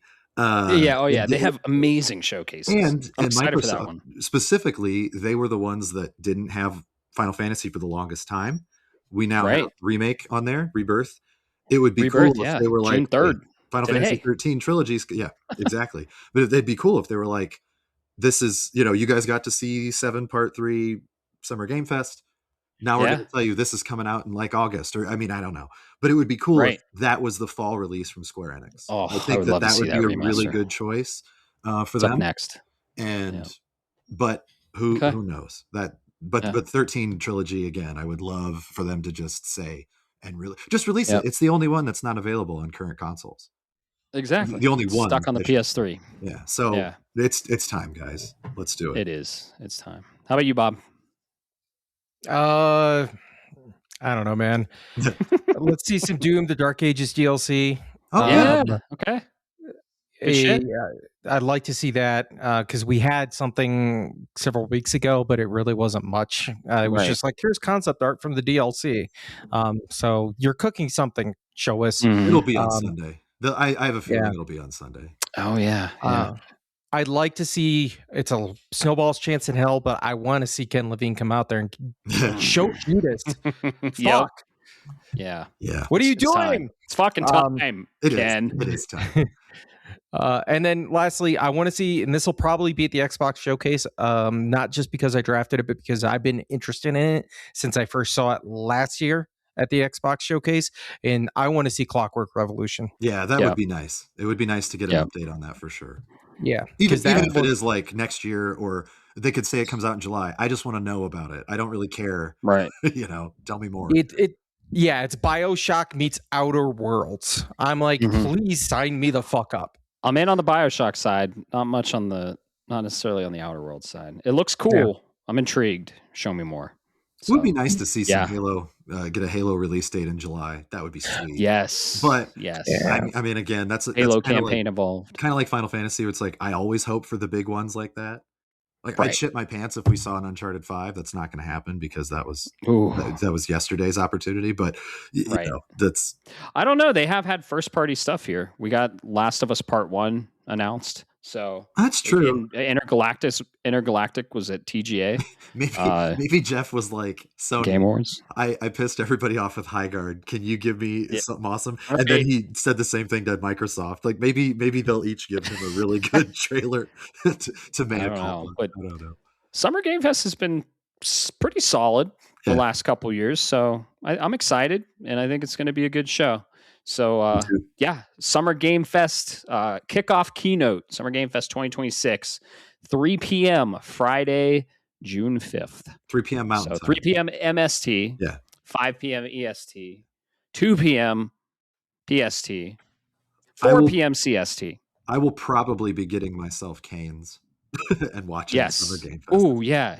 That's probably Bob, my, let's get Canes. Let's get Canes for the Summer Game Fest. Chicken. We'll see. Yeah. I can't commit to anything like that, but Right. Yeah. Well, you'll be over here for Summer Game Fest, just figuring out food. So yeah, I'm having another watch party. So yeah. Oh no, a listener of the show will be over, and he's bringing some bomb ass Mexican food. That's right. Oh, sweet. And shout out. So yeah, we don't need to eat dinner. Maybe Sunday we'll get Canes. So, but yeah, offcast. of course. Actually, No, let's coordinate right here. No. That's a good point. I might wait for the Xbox showcase for Canes. Canes is more of a lunch thing for me than a dinner thing.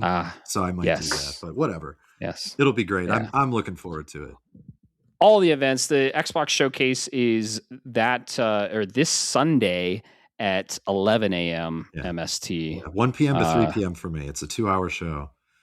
Yep. So a lot of other small events. If you want to check them out, go to summergamefest.com. It's that time of year again, and we'll be here to cover all of the announcements. So let us know what you're excited for on Summer Game Fest, on the Xbox Showcase, on the keynote. Hit us up in the Discord. Tell us what you'd like to see in these events. But other than that, we're going to get the hell out of here. It's been a long one. Thank you so much, Caleb. We appreciate you. Of course. Always. Thanks for having me. Yeah, of course. So, keep the conversation going. Keep talking about those games. Keep talking about the events. Let's just celebrate video games. It's the time to celebrate video games and the ultimate immersive art form out there. So, shout out to Geoff Keighley. He's the man when it comes to celebrating video games. No more high guard bullshit. Let's just cut Everybody that out. Gets so, one. Everybody gets exactly. one. Everybody gets one. So, thank you so much for listening, and have a great evening, afternoon, morning, whatever the hell time it is. Have a good one. Later. Beans. Fuck them. Shapes of Gaming is a podcast shaped around gaming and, most importantly, our community. That's you. It is written, created, and recorded in beautiful Colorado Springs, Colorado, by me, Matt Stenson, and my good friend Bob Harriman. If you would like to be part of this amazing community, be sure to like, subscribe, or follow us on all the social media platforms or the podcast app of your choice.